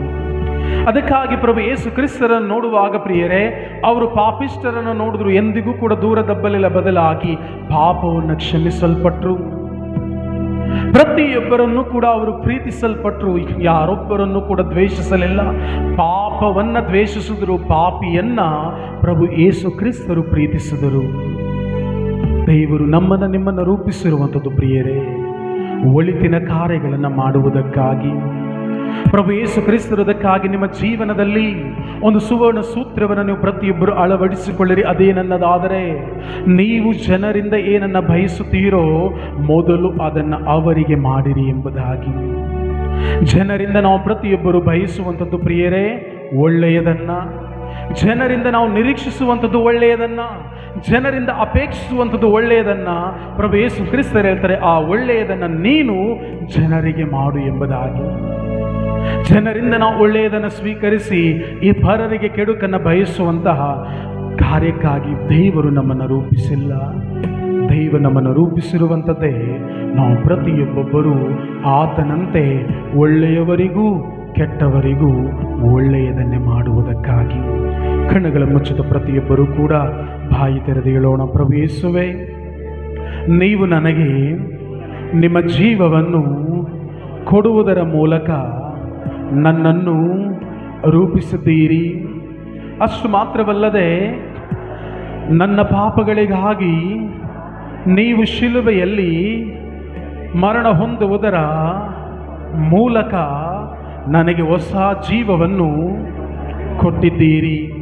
ಆ ಹೊಸ ಜೀವವನ್ನು ಹೊಂದಿರುವ ನಾನು ನಿಮ್ಮಂತೆಯೇ ಈ ಲೋಕದಲ್ಲಿ ಜೀವಿಸುವುದಕ್ಕಾಗಿ ಕರೆದಿದ್ದೀರಿ. ಪ್ರಭು ಯೇಸುವೇ, ನೀವು ನಿಮ್ಮಂತೆಯೇ ನಾನು ಜೀವಿಸುವ ಉದ್ದೇಶದೊಂದಿಗೆ ಕರೆಯಲ್ಪಟ್ಟಿದ್ದೀರಿ. ಪ್ರಭು ಯೇಸುವೇ, ಆ ಉದ್ದೇಶವನ್ನು ನಾನು ಪೂರ್ಣಗೊಳಿಸಲು ನಿಮ್ಮ ಆತ್ಮರನ್ನೇ ನನಗೆ ಕೊಟ್ಟಿದ್ದೀರಿ. ಪ್ರಭು ಯೇಸುವೇ, ನಿಮ್ಮ ಆತ್ಮರನ್ನೇ ನನಗೆ ಕೊಟ್ಟಿರುವುದಕ್ಕಾಗಿ ನಿಮಗೆ ಸ್ತೋತ್ರ. ಪವಿತ್ರ ಆತ್ಮರೇ, ನನ್ನಲ್ಲಿ ನೆಲೆಸಿರುವುದಕ್ಕಾಗಿ ನಿಮಗೆ ಸ್ತೋತ್ರ. ಆತ್ಮರೇ, ನನ್ನಲ್ಲಿ ನೆಲೆಸಿರುವುದಕ್ಕಾಗಿ ನಿಮಗೆ ಸ್ತೋತ್ರ. ಆತ್ಮರೇ, ನೀವು ನನ್ನಲ್ಲಿ ನೆಲೆಸಿರುವಂಥದ್ದು ಪ್ರಭು ಯೇಸು ಕ್ರಿಸ್ತರು ಹೇಗೆ ಈ ಲೋಕದಲ್ಲಿ ಜೀವಿಸಿದರೋ ಅದೇ ರೀತಿ ನಾನು ಜೀವಿಸುವುದಕ್ಕಾಗಿ ಅಸಾಧ್ಯವಾದುದನ್ನು ಸಾಧ್ಯಪಡಿಸುವ ದೇವರ ಆತ್ಮರೇ ನನ್ನ ಮೇಲೆ ನೆಲೆಸಿರುವುದಕ್ಕಾಗಿ ನಿಮಗೆ ಸ್ತೋತ್ರ, ನಿಮಗೆ ಸ್ತೋತ್ರ. ಆತ್ಮರೇ, ನನ್ನಲ್ಲಿ ನೆಲೆಸಿರುವುದಕ್ಕಾಗಿ ಸ್ತೋತ್ರ. ಪವಿತ್ರ ಆತ್ಮರೇ, ನನ್ನಲ್ಲಿ ನೆಲೆಸಿರುವುದಕ್ಕಾಗಿ ಸ್ತೋತ್ರ. ಪವಿತ್ರ ಆತ್ಮರೇ, ನನ್ನಲ್ಲಿ ನೆಲೆಸಿರುವುದಕ್ಕಾಗಿ ಸ್ತೋತ್ರ. ದೇವರ ಆತ್ಮ ನನ್ನ ಮೇಲಿದೆ. ದೇವರು ನನ್ನನ್ನು ಅಭಿಷೇಕಿಸಿದ್ದಾರೆ. ದೇವರ ಆತ್ಮ ನನ್ನ ಮೇಲಿದೆ. ದೇವರು ನನ್ನನ್ನು ಅಭಿಷೇಕಿಸಿದ್ದಾರೆ. ದೇವರ ಆತ್ಮ ನನ್ನ ಮೇಲಿದೆ. ದೇವರು ನನ್ನನ್ನು ಅಭಿಷೇಕ ಮಾಡಿದ್ದಾರೆ. ದೇವರ ಆತ್ಮ ನನ್ನ ಮೇಲಿದೆ. ದೇವರ ಅಭಿಷೇಕ ಮಾಡಿದ್ದಾರೆ. ದೇವರ ಆತ್ಮ ನನ್ನ ಮೇಲಿದೆ. ದೇವರು ನನ್ನನ್ನು ಅಭಿಷೇಕ ಮಾಡಿದ್ದಾರೆ. ದೇವರ ಆತ್ಮ ನನ್ನ ಮೇಲಿದೆ. ದೇವರು ನನ್ನನ್ನು ಅಭಿಷೇಕ ಮಾಡಿದ್ದಾರೆ. ದೇವರ ಆತ್ಮ ನನ್ನ ಮೇಲಿದೆ. ದೇವರನ್ನು ಅಭಿಷೇಕ ಮಾಡಿದ್ದಾರೆ. ದೇವರ ಆತ್ಮ ನನ್ನ ಮೇಲಿದೆ. ದೇವರು ನನ್ನನ್ನು ಅಭಿಷೇಕ ಮಾಡಿದ್ದಾರೆ. ದೇವರ ಆತ್ಮ ನನ್ನ ಮೇಲಿದೆ. ದೇವರು ನನ್ನನ್ನು ಅಭಿಷೇಕ ಮಾಡಿದ್ದಾರೆ. ದೇವರ ಆತ್ಮ ನನ್ನ ಮೇಲಿದೆ. ದೇವರು ನನ್ನನ್ನು ಅಭಿಷೇಕ ಮಾಡಿದ್ದಾರೆ. ದೇವರ ಆತ್ಮ ನನ್ನ ಮೇಲಿದೆ. ದೇವರು ನನ್ನನ್ನು ಅಭಿಷೇಕ ಮಾಡಿದ್ದಾರೆ. ದೇವರ ಆತ್ಮ ನನ್ನ ಮೇಲಿದೆ. ದೇವರು ನನ್ನನ್ನು ಅಭಿಷೇಕ ಮಾಡಿದ್ದಾರೆ. ದೇವರ ಆತ್ಮ ನನ್ನ ಮೇಲಿದೆ. ದೇವರು ನನ್ನ ಅಭಿಷೇಕ ಮಾಡಿದ್ದಾರೆ. ದೇವರ ಆತ್ಮ ನನ್ನ ಮೇಲಿದೆ. ದೇವರ ಆತ್ಮರು ನನ್ನ ನೆಲೆಸಿರುವಂತಹ ಪ್ರಿಯರೇ ಮಾಡಿದ್ದಾರೆ. ದೈವ ವಾಗ್ದಾನ ತಿಳಿಸುವಂತೆ ಬಂಧಿತರಿಗೆ ಬಿಡುಗಡೆಯನ್ನು, ಶೋಷಕರಿಗೆ ಸ್ವಾತಂತ್ರ್ಯವನ್ನು, ಕುರುಡರು ನೋಡುವಂತೆಯೂ ಮೂಕರು ಮಾತನಾಡುವಂತೆಯೂ ಅಂದರೂ ಕಾಣುವಂತೆಯೂ ನನ್ನನ್ನು ಅಭಿಷೇಕಿಸಿರುವಂಥದ್ದು ದೇವರ ಆತ್ಮ ನನ್ನ ಮೇಲಿದೆ. ದೇವರು ನನ್ನನ್ನು ಅಭಿಷೇಕ ಮಾಡಿದ್ದಾರೆ. ಅಭಿಷೇಕ ಮಾಡಿದ್ದಾರೆ. ಕಣ್ಣುಗಳು ಮುಚ್ಚೋಣ. ಹೌದು ದೇವ, ನೀವು ನನ್ನನ್ನು ಅಭಿಷೇಕಿಸಿರುವಂಥದ್ದು ನಿಮ್ಮಂತೆಯೇ ಈ ಲೋಕದಲ್ಲಿ ನೀವು ಹೇಗೆ ಜೀವಿಸಿದರೋ ಆ ಜೀವಿತದೊಂದಿಗೆ ನಾನು ಜೀವಿಸಲು ದೇವ ಅಂಥ ಶಕ್ತಿಯನ್ನು ನಮ್ಮ ಪ್ರತಿಯೊಬ್ಬರಲ್ಲೂ ನಿಮ್ಮ ಆತ್ಮರ ಮೂಲಕ ನಮ್ಮಲ್ಲಿ ತುಂಬಲ್ಪಟ್ಟಿದ್ದೀರಿ. ಅದಕ್ಕಾಗಿ ಸ್ತೋತ್ರ, ಅದಕ್ಕಾಗಿ ಸ್ತೋತ್ರ ಸ್ವಾಮಿ. ತಂದೆ, ವಿಶೇಷವಾಗಿ ಈ ಸಮಯದಲ್ಲಿ ಪ್ರೀತಿಯ ಮುದ್ದು ಮಕ್ಕಳ ನಿಮ್ಮ ಕರಗಳೊಪ್ಪಿಸುತ್ತಾ ತಂದೆ, ಇಂದು ನೀವು ಕಲಿಸದಂತೆ ನಾವು ಪ್ರತಿಯೊಬ್ಬರು ಒಳಿತಿನ ಕಾರ್ಯಗಳನ್ನು ಮಾಡಲು ನಮ್ಮನ್ನು ಕರೆದಿದ್ದೀರಿ. ಆ ಒಳಿತಿನ ಮಾರ್ಗದಲ್ಲಿ ನಾವು ಪ್ರತಿಯೊಬ್ಬರು ಮುನ್ನಡೆಯುವಾಗ ನಿಮ್ಮ ಆಶೀರ್ವಾದ, ನಿಮ್ಮ ಕಾರ್ಯಗಳು ನಮ್ಮೊಂದಿಗೆ ಮುನ್ನಡೆಯಲ್ಪಡುವಂಥದ್ದಕ್ಕಾಗಿ ಸ್ತೋತ್ರ ಸ್ವಾಮಿ. ಸರ್ವ ಘನಮಾನ ಸ್ತುತಿ ಸ್ತೋತ್ರವನ್ನು ತಂದೆಯೇ ನಿಮ್ಮೊಬ್ಬರಿಗೆ ಸಲ್ಲಿಸುತ್ತ ಪ್ರಭು ಯೇಸು ಕ್ರಿಸ್ತರ ನಾಮದಲ್ಲಿ ಯಾವುದೆಲ್ಲವನ್ನು ಪ್ರಾರ್ಥಿಸಿದ್ದೇವೋ ಅದೆಲ್ಲವನ್ನು ಅವರ ನಾಮದಲ್ಲಿ ಹೊಂದಿಕೊಂಡಿದ್ದೇವೆ ಎಂಬುದಾಗಿ ನಂಬಿ ಪ್ರಾರ್ಥಿಸ್ತಾದವೆ ನಮ್ಮ ಜೀವವುಳ್ಳ ತಂದೆ. ಹೇಳೋಣೆಲ್ಲರೂ ಆಮೆನ್, ಆಮೆನ್, ಆಮೆನ್. ತಂದೆಗೆ ಒಂದು ಚಪ್ಪಾಳೆ ತಡುತ್ತಾ ಪೂರ್ಣ ಹೃದಯದಿಂದ ಕೃತಜ್ಞತೆಯನ್ನು ಸಲ್ಲಿಸೋಣ.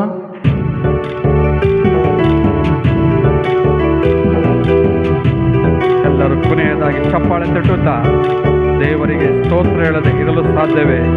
ಕ್ಷಣ ಕ್ಷಣವೂ ನಮ್ಮನ್ನು ಕಾಪಾಡಿದ ದೇವರಿಗೆ ಕೊನೆಯದಾಗಿ ಧನ್ಯವಾದದೊಂದಿಗೆ ನಾವು ಕೃತಜ್ಞತೆಯ ಗೀತೆಯೊಂದಿಗೆ ನಾವು ಸ್ತುತಿಸೋಣ. ಸ್ತೋತ್ರ ಹೇಳದೆ ಇರಲು ಸಾಧ್ಯವೇ? ಕ್ಷಣ ಕ್ಷಣವು ನನ್ನನ್ನು ಕಾಪಾಡಿದೆ. ಸ್ತೋತ್ರ ಹೇಳದೆ ಇರಲು ಸಾಧ್ಯವೇ? ಕ್ಷಣ ಕ್ಷಣವು ನನ್ನನ್ನು ಕಾಪಾಡಿದೆ. ಸ್ತೋತ್ರ ಯೇಸು ದೇವಾ, ಸ್ತೋತ್ರ ಯೇಸು ರಾಜ, ಸ್ತೋತ್ರ ಯೇಸು ದೇವಾ, ಸ್ತೋತ್ರ ಯೇಸು ರಾಜ. ಸ್ತೋತ್ರ ಹೇಳದೆ ಇರಲು ಸಾಧ್ಯವೇ? ಕ್ಷಣ ಕ್ಷಣವು ನನ್ನನ್ನು ಕಾಪಾಡಿದೆ. ಸ್ತೋತ್ರ ಹೇಳದೆ ಇರಲು ಸಾಧ್ಯವೇ? ಕ್ಷಣ ಕ್ಷಣವು ನನ್ನನ್ನು ಕಾಪಾಡಿದೆ. ಕಾರ್ಗತ್ತಲ ಕಣಿವೆಯಲ್ಲಿ ನಡೆಯುವಾಗಲೂ ಸರ್ವಶಕ್ತ ದೇವನೇ ನನ್ನ ನಡೆಸಿದೆ. ಕಾರ್ಗತ್ತಲ ಕಣಿವೆಯಲ್ಲಿ ನಡೆಯುವಾಗಲೂ ಸರ್ವಶಕ್ತ ದೇವನೇ ನನ್ನ ನಡೆಸಿದೆ. ನನಗೆ ಬೆಳಕ ತೋರಿದೆ, ಬಾಳ ಬೆಳಗಿದೆ. ನನಗೆ ಬೆಳಕ ತೋರಿದೆ, ಬಾಳ ಬೆಳಗಿದೆ. ಕೋಟಿ ಕೋಟಿ ಸ್ತೋತ್ರ ದೇವಾ, ಕೋಟಿ ಕೋಟಿ ಸ್ತೋತ್ರ ದೇವಾ, ಕೋಟಿ ಕೋಟಿ ಸ್ತೋತ್ರ ದೇವಾ, ಕೋಟಿ ಕೋಟಿ ಸ್ತೋತ್ರ ದೇವಾ. ಸ್ತೋತ್ರ ಯೇಸು ದೇವಾ, ಸ್ತೋತ್ರ ಯೇಸು ರಾಜ, ಸ್ತೋತ್ರ ಯೇಸು ದೇವಾ, ಸ್ತೋತ್ರ ಯೇಸು ರಾಜ, ಸ್ತೋತ್ರ ಯೇಸು ದೇವಾ, ಸ್ತೋತ್ರ ಯೇಸು ರಾಜ, ಸ್ತೋತ್ರ ಯೇಸು ದೇವಾ, ಸ್ತೋತ್ರ ಯೇಸು ರಾಜ. ಸ್ವರ್ಗದಲ್ಲಿರುವ ನಮ್ಮ ತಂದೆ, ನಿಮ್ಮ ನಾಮ ಪೂಜಿತವಾಗಲಿ, ನಿಮ್ಮ ರಾಜ್ಯ ಬರಲಿ, ನಿಮ್ಮ ಚಿತ್ತ ಸ್ವರ್ಗದಲ್ಲಿ ನೆರವೇರುವ ಪ್ರಕಾರ ಭೂಮಿಯಲ್ಲೂ ನೆರವೇರಲಿ. ನಮ್ಮ ಅನುದಿನದ ಆಹಾರವನ್ನು ಇಂದು ನಮಗೆ ಕೊಡಿರಿ. ನಮಗೆ ತಪ್ಪು ಮಾಡಿದವರನ್ನು ನಾವು ಕ್ಷಮಿಸುವ ಪ್ರಕಾರ ನಮ್ಮ ಪಾಪಗಳನ್ನು ಕ್ಷಮಿಸಿರಿ. ನಮ್ಮನ್ನು ಶೋಧನೆಗೆ ಒಳಪಡಿಸದೆ ಕೇಡಿನಿಂದ ನಮ್ಮನ್ನು ರಕ್ಷಿಸಿರಿ. ಆಮೆನ್. ನಮೋ ಮರಿಯ ಪ್ರಸಾದ ಪೂರ್ಣಿಯೇ, ಪ್ರಭು ನಿಮ್ಮೊಡನೆ ಇದ್ದಾರೆ. ಸ್ತ್ರೀಯರಲ್ಲಿ ನೀವು ಧನ್ಯರು ಮತ್ತು ನಿಮ್ಮ ಉದರದ ಫಲವಾದ ಯೇಸು ಸಂತ ಮರಿಯ ದೇವಮಾತೆಯೇ, ಪಾಪಿಗಳಾಗಿ ನಮಗಾಗಿ ಈಗಲೂ ನಮ್ಮ ಮರಣದ ಸಮಯದಲ್ಲಿಯೂ ಪ್ರಾರ್ಥಿಸಿರಿ. ಆಮೆನ್. ಪಿತನಿಗೂ ಸುತನಿಗೂ ಪರಿಶುದ್ಧಾತ್ಮರಿಗೂ ಸ್ತೋತ್ರ ಉಂಟಾಗಲಿ. ಆದಿಯಲ್ಲಿದ್ದಾಗಿ ಈಗಲೂ ಯಾವಾಗಲೂ ಈಗ ಯುಗಾಂತರಕ್ಕೂ ಆಮೇನ್.